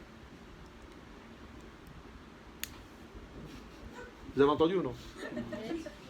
Je le refais pour les gens qui doutent. Vous avez entendu ce bruit-là? Ça prouve que ce stylo et ce bouchon, ils sont faits l'un pour l'autre. Ça c'est l'homme, ça c'est la femme. Ça c'est nous, ça c'est nos enfants. Ça c'est mon moi et ça c'est mon corps. Et ça c'est ma réalité et ça c'est moi. Et ça c'est moi et ça c'est Dieu. Regarde. Eh bien, l'homogénéité entre ce que je vis et ce que je suis, ce qu'on appelle en français la émouna. Mais quand ça claque pas, je dis, ça clique pas entre nous. Parce qu'il y a ou des clics ou des claques, c'est comme ça la vie. Ouais. Ça clique pas. Je connecte pas. On n'est pas en connexion. Tu n'es pas en connexion avec Hachem. Ça clique pas. Ça doit cliquer. Clac, clac. C'est net, c'est clair, c'est clair. Il t'arrive quelque chose, tu dis Ani Mekabel Be'ahava. Tout de suite. Tu dis non, c'est pas évident, j'ai envie besoin de réfléchir, je vais étudier la Torah, je vais faire du moussard. Mais pourquoi ça t'arrive, Yabrel? Tu crois que le bon Dieu c'est un bleu? Si toi t'es nul, tu crois que lui il est comme toi? Donc lui il t'envoie exactement ce que tu as besoin. Tu dis mais c'est déroutant, c'est comme toi. C'est un miroir. Ouais. Maintenant toi tu dois être barour. Qu'est-ce qui fait le Yetzer Hara? Il crée le Safek. C'est pas évident. C'est peut-être que tu as besoin de temps, peut-être c'est pas du ressenti, peut-être on s'est marié trop vite, peut-être les enfants ils sont nés alors qu'on les voulait pas, peut-être que tu m'aimes pas assez, peut-être que tu m'as pas apporté ce que je voulais, peut-être que la parnassa c'est pas ça, peut-être que c'est pas le métier que j'aime, peut-être que la Torah elle est pas adaptée à moi, peut-être j'aurais dû naître dans une autre génération. Arrête avec tes peut-être, arrête. J'ai déjà dit que les gens qui ont dit peut-être toute leur vie, ils vont revenir en crapaud, réincarnés dans un crapaud. Déjà parce que toute leur vie, ils en ont bavé. Et en plus, parce que, vous connaissez le cri du crapaud? Il croit, non. Et là, je vais le faire pour vous. Je l'ai fait 2 ou 3 fois dans ma vie, je vais le refaire pour vous. J'ai eu la chance d'aller à la pêche quand j'étais jeune et d'écouter le cri du crapaud. Donc en exclusivité ce soir pour Achoma, je vais vous faire le cri du crapaud qui va vous prouver que le crapaud est la réincarnation d'un homme que toute sa vie il a douté. Vous êtes prêts? Écoutez bien le cri du crapaud. Écoutez bien. Perhaps. Perhaps. C'est exactement le cri du crapaud. Perhaps. Perhaps. Perhaps. C'est le cri du crapaud.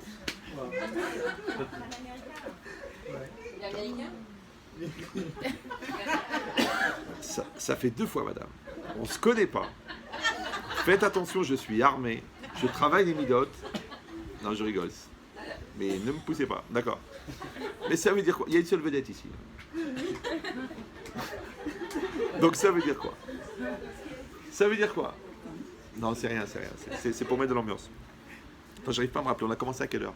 Parce que là, je vois, vous êtes à la limite de la saturation. Il y en a déjà qui prient pour que je m'étouffe. Non? À quelle heure?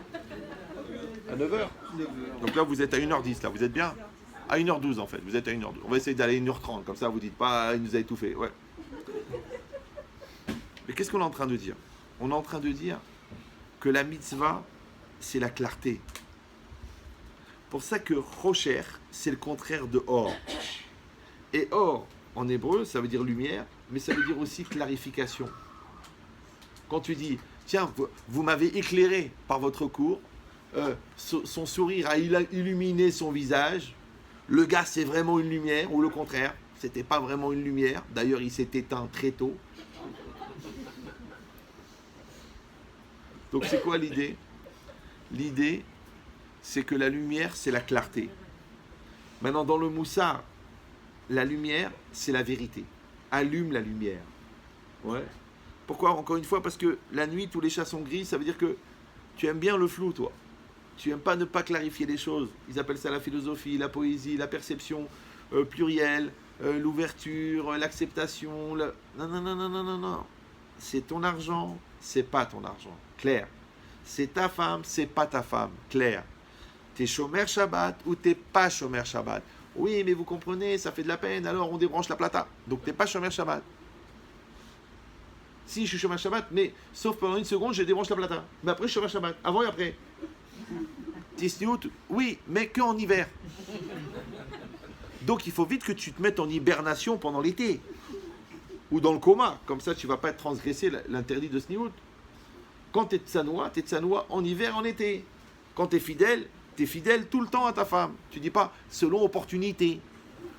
Si le mannequin il vient, je vais pas dire non. Haram de gaspiller, d'accord? Non, tu dis je suis fidèle, je suis honnête. Pour 1 euro ou pour 1 million d'euros. Il y en a qui pensent qu'à partir de 100 000, c'est une mitzvah de voler. Non, c'est assuré de voler 1 euro ou 1 million d'euros, c'est la même chose. Donc ça veut dire quoi? Ça s'appelle barour, ça s'appelle clair. Ouais. Donc un homme, toute sa vie, il se clarifie. Mais si lui-même, il n'est pas clair avec lui-même, je sais pas, je suis triste ou je suis fatigué, d'accord? Il ne sait pas, c'est de ta faute ou c'est de ma faute? Enfin, la Torah, elle est vraie ou c'est une invention des rabbins? Mais vas-y, bats-toi. Vous savez que le Rav Simcha Zissel, qui était très très religieux, je ne sais pas si vous avez entendu parler de lui. Non? Michael Jackson? Oui, bon, on n'a pas les mêmes références. Le Rav Simcha Zissel, qui était un Rosh Yeshiva, qui était un élève de Rav Israël Salanter, toute sa vie, il cherchait des preuves que la Torah est divine. Tu dis, mais comment? Mais enfin, mais Chaz Veshalom, mais nous, est-ce que nous n'allons pas croire un des 13 Ikarim du Rambam, de Emouna? Mais Vadaï, non, t'as pas compris. C'est pas qu'il avait un doute, c'est qu'il renforçait encore sa Emouna que la Torah elle est divine. Encore plus fort, encore plus fort, encore plus fort. Donc la Torah elle est encore plus divine, d'accord? Et ma femme elle est encore plus extraordinaire. Et mon mari il est encore plus brillant, même s'il s'appelle pas Dani, d'accord? Donc ça veut dire que plus je vais augmenter la valeur que je vais donner à la chose, plus la chose elle est facile à accepter. Mais les gens non, ils n'entretiennent pas leur couple, ils s'occupent pas de leurs enfants, ils n'entretiennent pas leur Hirat Shamaïm, ils n'entretiennent pas leur Torah, ils n'entretiennent pas leur amour du Shabbat, ils n'entretiennent pas leur morale. Après, ils commencent à dire, ah, je suis pas bien, je suis fragile, je suis pas bien en ce moment, je commence à douter, je commence à me poser des questions.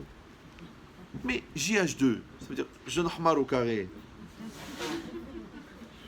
Pour que la question existe, il fallait qu'elle ait un espace pour sortir. Moi, je donne toujours cet exemple, il est facile à comprendre. C'est comme les gens, ils te disent, oh, vous savez, Rav, j'avais beaucoup de projets, mais on m'a mis des bâtons dans les roues. Vous connaissez cette expression? Oui. Donc vous imaginez la roue du carrosse de l'époque du western, ouais, avec les gros rayons en bois là. Il y en a une tous les 25 cm. Et il y a un gars qui vient avec un bâton, un manche de pioche en chêne. C'est très solide. Et quand elle arrive, la roue, il met le bâton et il bloque la roue. Il a mis un bâton dans la roue. J'ai failli faire la spalès. Vous avez compris ou non? Vous avez compris ou non? Ça va? Il y en a que deux qui suivent, c'est honteux. Vous avez compris? Non, vous n'avez pas compris. Non, j'ai compris, vous avez compris que le bâton, il est dans la roue. Mais j'ai arrêté de parler au premier degré quand j'avais 8 ans et demi. Donc vous croyez que je suis en train de vous parler, le bâton, il a bloqué la roue? Ouais. La roue, c'est quoi? C'est le cycle de la vie. La roue, c'est le cycle de l'action. À chaque fois que tu fais une action, tu passes par des rayons. C'est quoi les rayons? C'est, regardez bien, impulsion, pensée, réflexion, vocalisation, expression, action. Parce que d'abord, tu as l'impulsion de faire une chose, après ça devient une pensée. Cette pensée, tu mets des mots, ça s'appelle ça s'appelle une réflexion. La réflexion, tu mets des mots, ça s'appelle une expression. L'expression, tu la vocalises, donc tu réalises, tu parles, d'accord? Parce que Achef Picha va Maléou. Et ça, tu le mets en action. Donc en fait, ça, c'est les rayons. Maintenant, si toi, entre les rayons, c'est-à-dire entre les étapes de réalisation, entre l'impulsion et la réalisation, tu as laissé assez d'espace pour que le blocage rentre, oui, c'est toi qui as créé le bâton. Parce que le bâton vient de l'extérieur, mais l'espace, c'est toi qui l'as créé. C'est quand les gens ils ont une idée de folie, ben fais-le. Attends, il faut donner du temps au temps, il faut que je le ressente, il faut que ça vienne, il faut que je fasse un business plan. Mais un business plan, ça prend un quart d'heure. Tu dis même, il faut que j'imagine le logo. Mais le logo, tu le feras au dernier moment. Ouais, mais comment elle va s'appeler, la société? Mais t'as une idée de fou, vas-y.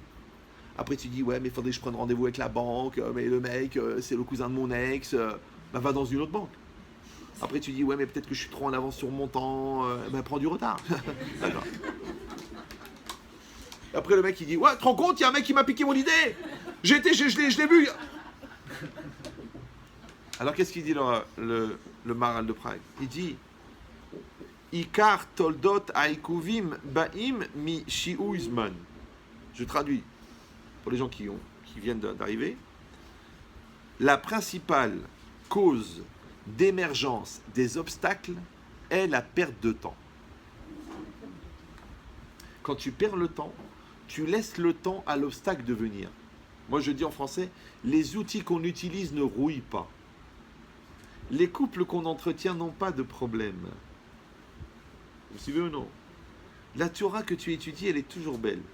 C'est quand tu arrêtes de l'étudier que tu commences à la trouver moins intéressante. Donc, c'est toi qui es à l'origine de l'émergence du problème. Parce que tu as créé un espace. Maintenant, plus tu vas être ce qu'on appelle en anglais khfif,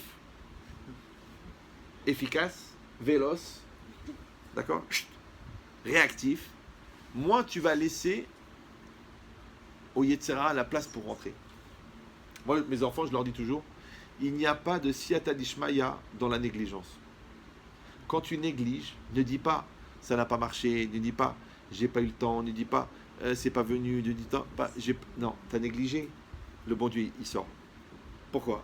Parce que c'est quoi le bon Dieu? Ils disaient le bon Dieu. Hachem, Hachem. Ah, mais t'es en toi, Maurice. Comment on envoie un missile quelque part? Vous savez comment on fait? On envoie un commando, il va là-bas en Syrie. Ils sont 3. Ils ont un laser. Ils pointent un laser sur l'endroit où le missile il doit arriver. Et le fantôme, là, l'avion, il vient avec son missile. Et le missile, il est branché sur la longueur d'onde du laser. Donc quand le gars, quand l'avion, il envoie le missile, il n'y a plus de besoin de viser. Parce que le missile, il va aller exactement là où le laser, il est pointé. Au centimètre près. D'accord? Maintenant, quand tu pointes le laser, ça s'appelle le jeu. Ouais. Et le missile, c'est le vœu. Maintenant, le vœu, c'est quoi? C'est l'énergie de l'âme. C'est le ratson qui vient de l'âme. Maintenant, le jeu, c'est celui qui va utiliser ce ratson. Maintenant, toi, quand tu sais ce que tu veux, donc il y a savoir. Savoir, c'est faire un. Da'at, c'est chibour. Il y a toi, le jeu, qui est clair. Ouais, et il y a le ratson. Donc toi, tu vas orienter le ratson d'Hachem là où tu veux. Tu vas réussir. Tu sais pourquoi? Parce que le bon Dieu, il va aller là où tu l'emmènes. Bederer sherot seleler molichinoto. Retson ireav yarase. Tzadik gozer akadosh baruch hu mekayer. Donc ton vrai problème à toi, c'est que tu sais pas ce que tu veux. D'un côté, tu veux être religieux, d'un côté, tu veux pas être religieux. D'accord? D'un côté, tu veux gagner beaucoup d'argent, d'un côté, tu veux apprendre toute la Torah entière. D'un côté, tu veux faire plaisir à ta kala, d'un côté, tu veux l'étouffer. D'accord? Donc, tu sais pas ce que tu veux, mais clarifie-toi. Tu veux son bonheur? Il y a des manières. D'accord? Tu dis, mais peut-être que je veux pas son bonheur, peut-être que je veux mon bonheur en l'utilisant à elle. Ça s'appelle pas de l'amour, ça. Les goïms, ils appellent ça l'objet du désir. Donc il y en a un qui est une personne et l'autre qui est un objet. Mais nous, dans le mariage, les deux sont des personnes. Maintenant, c'est dur de fonctionner avec une personne. Parce qu'une personne, elle a un défaut, c'est qu'elle a une personnalité. Alors qu'un objet, il n'a pas de personnalité. Vous me suivez ou non? C'est rare que la montre, elle te dit non, je veux pas que tu me prennes. Mais c'est une montre, ferme-la. Donc, la personnalité, c'est de fonctionner avec la différence de l'autre. Ça s'appelle le respect, ça s'appelle l'amour, ça s'appelle la coexistence. C'est pas facile. Ça s'appelle le mariage, en fait. Je sais pas si vous avez connu ce phénomène. Ouais. Maintenant, on dit marier des couleurs. Tu prends du bleu, tu prends du jaune, ça fait du vert. Marier des potentialités. Toi, tu es un très bon commercial. Moi, je suis un très bon gérant. On va faire un business ensemble, d'accord?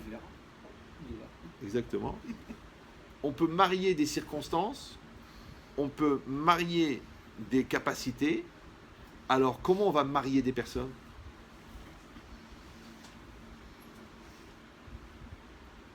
Il faut se mélanger.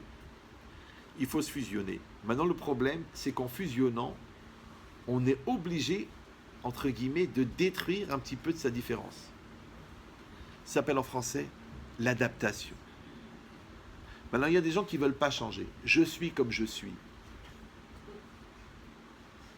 Mais est-ce que tu es ce que tu es?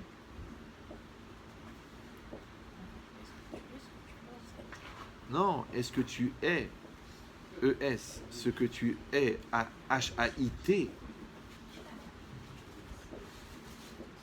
Ou est-ce que tu haïs ce que tu es ES? Parce que je rappelle à ceux qui ont démarrer très très tard le travail sur eux-mêmes, que les 3/4 des choses que tu reproches à l'autre, en fait, c'est ce que t'es.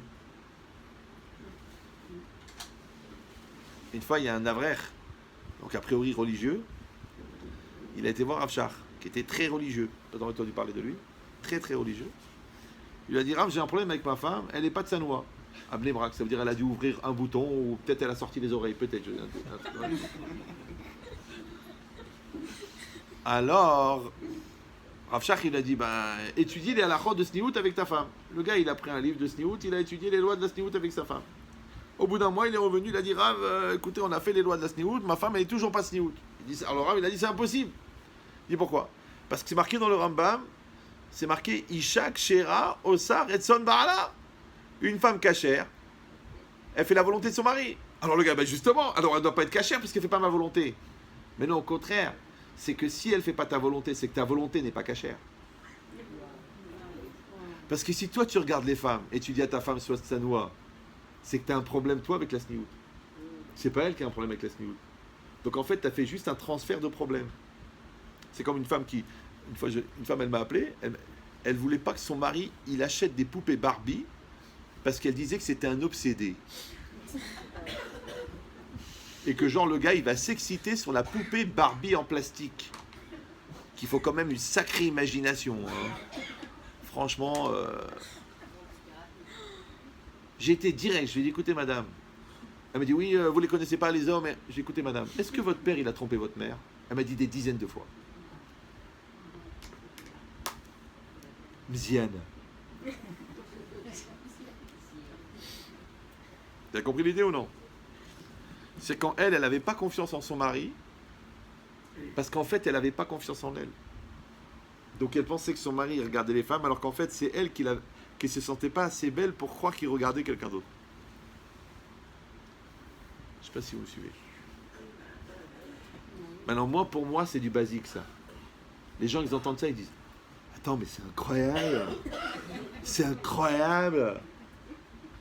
C'est pas incroyable, ça s'appelle le vécu. Ouais. Donc si on comprend ça, alors on comprend une chose énorme. C'est que le Yetzer Hara, il est là pour créer des doutes.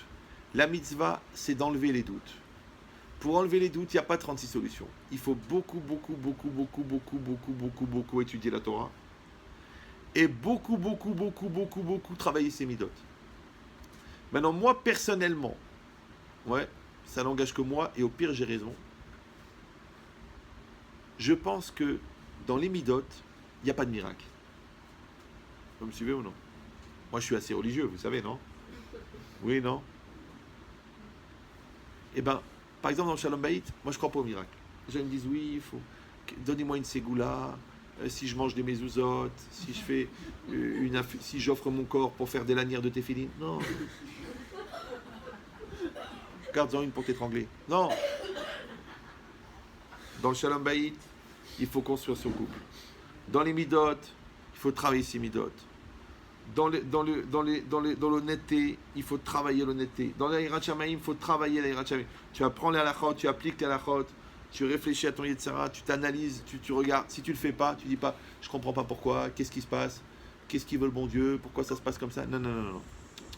Tu te moques de toi, tu te mens à toi-même, et tu n'acceptes pas d'être face à toi-même. C'est ça ton problème.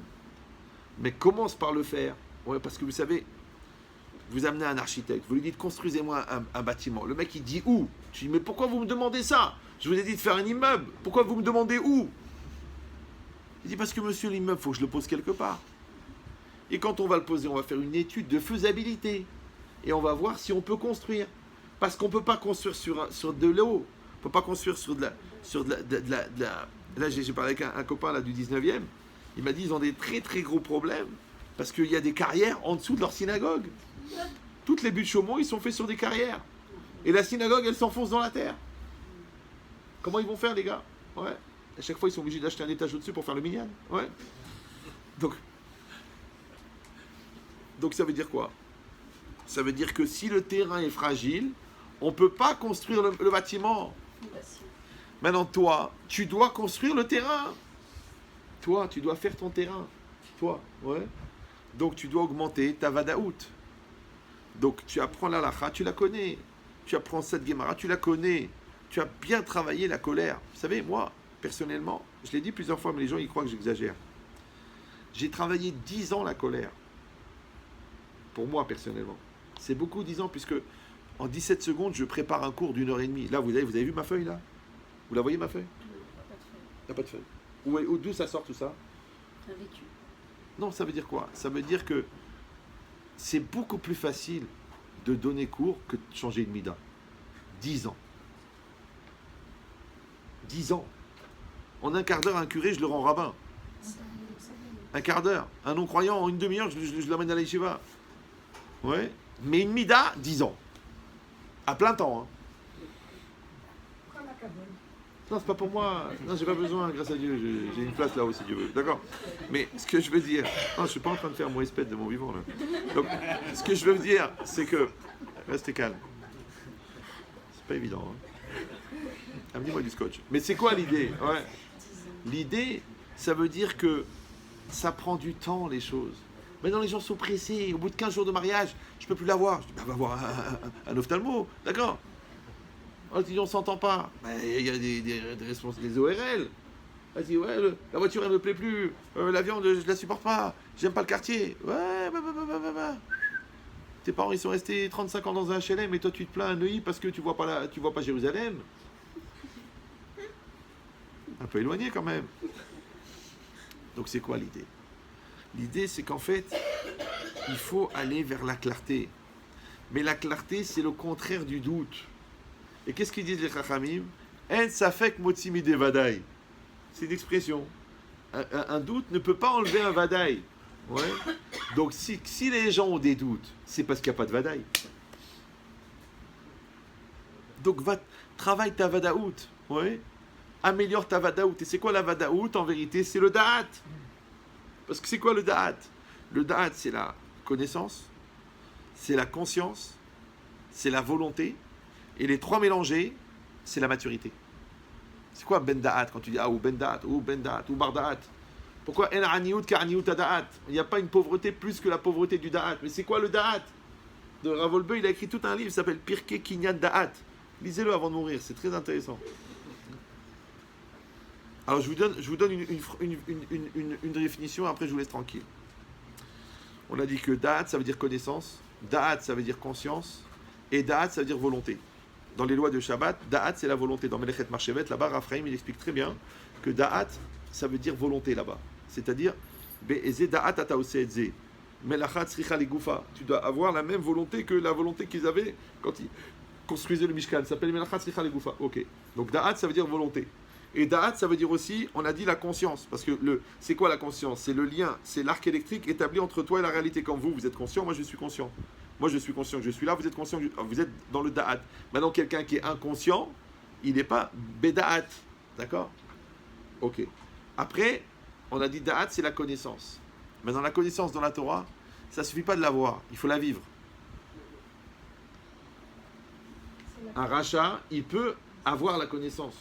Par exemple, la Gemara dans Sota, elle dit Afilu kara, afilu shana.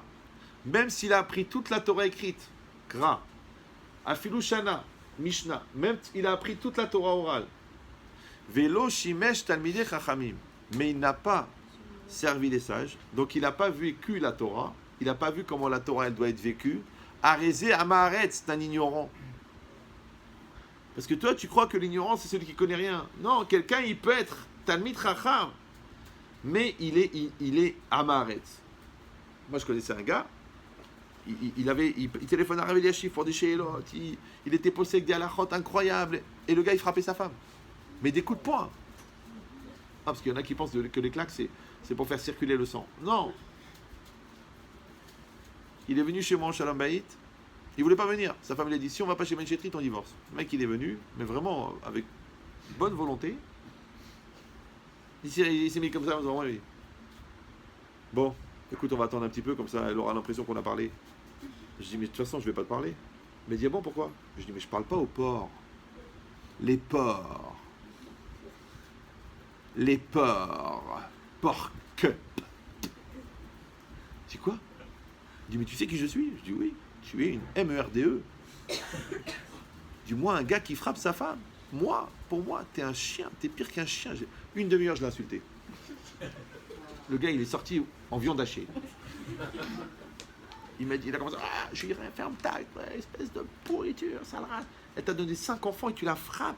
Mais t'as même pas le droit de lui parler mal, t'as même pas le droit de l'insulter, t'as même pas le droit de la pousser, et toi, tu lui mets des coups de poing. Mais quel genre de chien tu peux être? Tu dis, mais j'ai un cœur. Non, tu crois que t'as un cœur, c'est qu'élève. Ils se réunissent en vacances, ils dansent tous ensemble, ça s'appelle le club Méditerranée. Après qu'il a baissé la tête, je lui dis, bon, viens, si tu veux, maintenant, je vais te donner un programme pour faire tes chouvas. Parce que tu ne peux pas parler avec Ravel Yachif pour une Sheila de Mamzerout et rentrer chez toi et frapper ta femme. Il vaut mieux que tu manges du porc et des écrevisses et du homard. Au moins, on comprend pourquoi tu as eu le poste de shérif. D'accord? C'est pas grave. Alors que là, tu es complètement incohérent. Il dit, tu sais pourquoi? Parce que Vayadarta va Hashevota elle va vecha. La Torah, elle doit être vécue. Si elle n'est pas vécue, non seulement qu'elle n'a pas de valeur, mais en plus qu'elle devient catégore. C'est elle qui t'accuse. Parce que tu connaissais et tu as fait ça. Tu savais et tu as fait ça. Tu as fait 5 ans d'Yeshiva et tu as fait ça. Tu as appris au séminaire et tu t'habilles comme ça. C'est un problème. C'est pas le séminaire qui est mauvais. Tous les séminaires sont bons. C'est toi qui n'as pas appris la Hirat Shamaim du séminaire. Alors à quoi il sert le séminaire? Il fallait aller en boîte de nuit. Il fallait aller au séminaire du Rabbi David Guetta de Ibiza. Ouais. Ouais, au moins tu auras appris la musique. Donc c'est quoi l'idée? C'est que le da'at, c'est de vivre sa connaissance en toute conscience et selon sa volonté. Maintenant, si la connaissance n'est pas vécue, si la conscience n'est pas maîtrisée, et si la volonté n'est pas maîtrisée, ça ne s'appelle pas le da'at. Maintenant, celui qui vit sa connaissance en toute conscience et selon sa volonté, on dit en français qu'il est mature. Donc il est ben da'at. C'est ça la maturité. Maintenant, rappelez-vous que ça prend un certain temps. Parce que pour vivre la connaissance, il faut déjà l'avoir. Vayadata, vashevota, levavecha. Après, pour maintenir la conscience, il faut avoir la kavana. La kavana, c'est un gros travail. Ouais. Et après, il faut développer la volonté, maîtriser la volonté, puisqu'en général, la volonté, elle est maîtrisée par ton Yetzer Hara.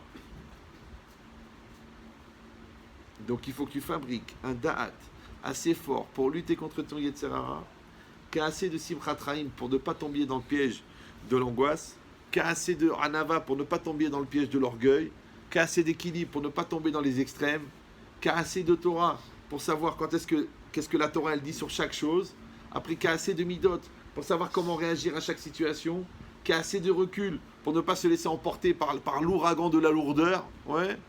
Tu dis, mais alors on n'y arrivera jamais. Mais pourquoi tu crois qu'on t'a donné 120 ans? Si on mettait 10 minutes à devenir quelqu'un de bien, t'as pas besoin de 120 ans. Il faut 6 mois à peu près. Le costard, ça prend combien de temps pour l'acheter? Un quart d'heure. La barbe, ça pousse combien de temps? 1 mois, 2 mois. Et le chapeau, 10 minutes. Donc en 6 mois, t'es déjà un Bachur Yeshiva, t'es déjà un Avrer, t'es déjà un Gadol. Et Zezakan. Ouais. Non. La barbe, ça pousse tout seul. Comme les mauvaises herbes. Ouais. D'un autre côté, la barbe, d'après la Kabbalah, ce sont les canaux de la Chokhmah, les tzinorot de la Chokhmah extérieure. Maintenant, il y a des barbus sans barbe, c'est-à-dire qu'ils rasent la barbe parce que la barbe, elle pousse à l'intérieur. Et c'est dangereux parce que ça empêche le développement du cerveau. D'accord? Vous savez que Baba Saleh, il ne coupait pas un poil de barbe. On dit non, il faut la tailler. Ouais. Non. Il ne taillait pas un poil, parce que c'est d'après la Kabbalah. On n'est pas tous des Baba Saleh. Va qu'on soit des mamas sucrées. D'accord? Mais c'est quoi l'idée? Que la personne au fond, elle doit atteindre ce da'at. Maintenant, si vous avez compris que Mishi Yeshbo da'at, Keilu Bana Bet Amikdash Miyamav, oui, donc comme il a ce da'at, il a cette maturité, il a cette Torah, il a cette affirmation. Donc il a tous les jours le Bet Amikdash devant lui. Ouais. Et qu'est-ce qui donne le da'at, entre autres? Il donne la simcha. Pourquoi? Parce que c'est quoi la simcha? On a expliqué déjà 1 million de fois. C'est la satisfaction d'être. Donc quand tu te réalises quand tu atteins tes résultats, quand tu es cohérent, quand tu es en accord avec toi-même, c'est-à-dire tu étudies la Torah et tu es bien dans ta Torah. Tu fais Shabbat et tu es bien dans ton Shabbat. C'est pas que tu fais Shabbat et tu dis à quelle heure ça sort Shabbat, c'est long le Shabbat, est-ce qu'on, monsieur le rabbin, est-ce qu'on a le droit de fumer avec une minuterie? Ah, il faut voir ce qu'on entend comme question. Je dis mais de toute façon t'es déjà un allumé, qu'est-ce que tu veux toi? En plus t'es coiffé en pétard, qu'est-ce qui reste, d'accord? Donc c'est quoi l'idée? C'est que toi tu fais Shabbat mais tu vis mal le Shabbat. Tu étudies la Torah mais ça te saoule. Tu t'habilles avec sniout et tu dis bon j'ai pris ça parce que mon fils était malade, mais jusqu'à quand maintenant qu'il est en bonne santé? Je suis honnête jusqu'à opportunité, je suis fidèle selon la personne que je vais rencontrer. Donc tu as un vrai problème.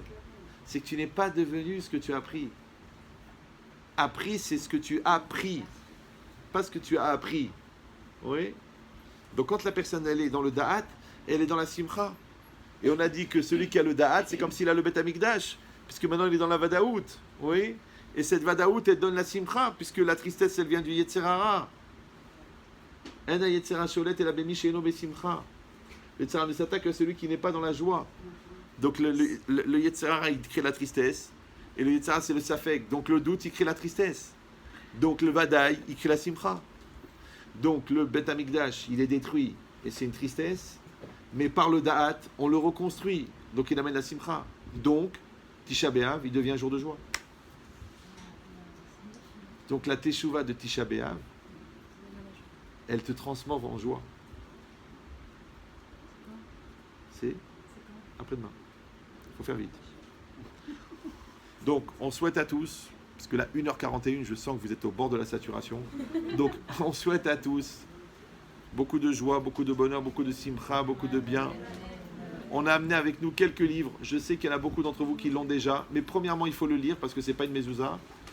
Deuxièmement, vous pouvez l'offrir. Ça peut aider beaucoup de gens à évoluer. Donc, ils sont là à 50 shekels. Mais vous pouvez les acheter à 24 € sur le site. Après, c'est une question de calcul.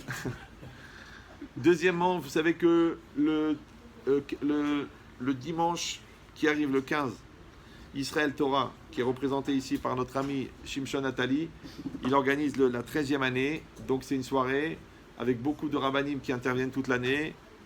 Je vais être aussi là-bas, je vais parler quelques mots. Donc je vous conseille de venir. Maintenant Shimshon, je ne me rappelle plus l'adresse. Shimshon Nathalie. Voilà, depuis tout à l'heure, vous n'entendez rien alors. Alors le Shimshon Nathalie qui n'est pas le Shimshon Nathalie qui nous reçoit, mais le Shimshon qui va nous recevoir, ça va se passer à Talpiot. Combien? 39, Rehov, Koenig. Pierre Koenig, un gars de chez nous. D'accord.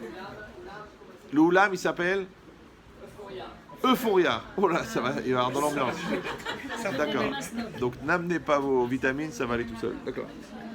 Chazak ou Baruch, merci beaucoup, bonne continuation. Chazak ou Baruch.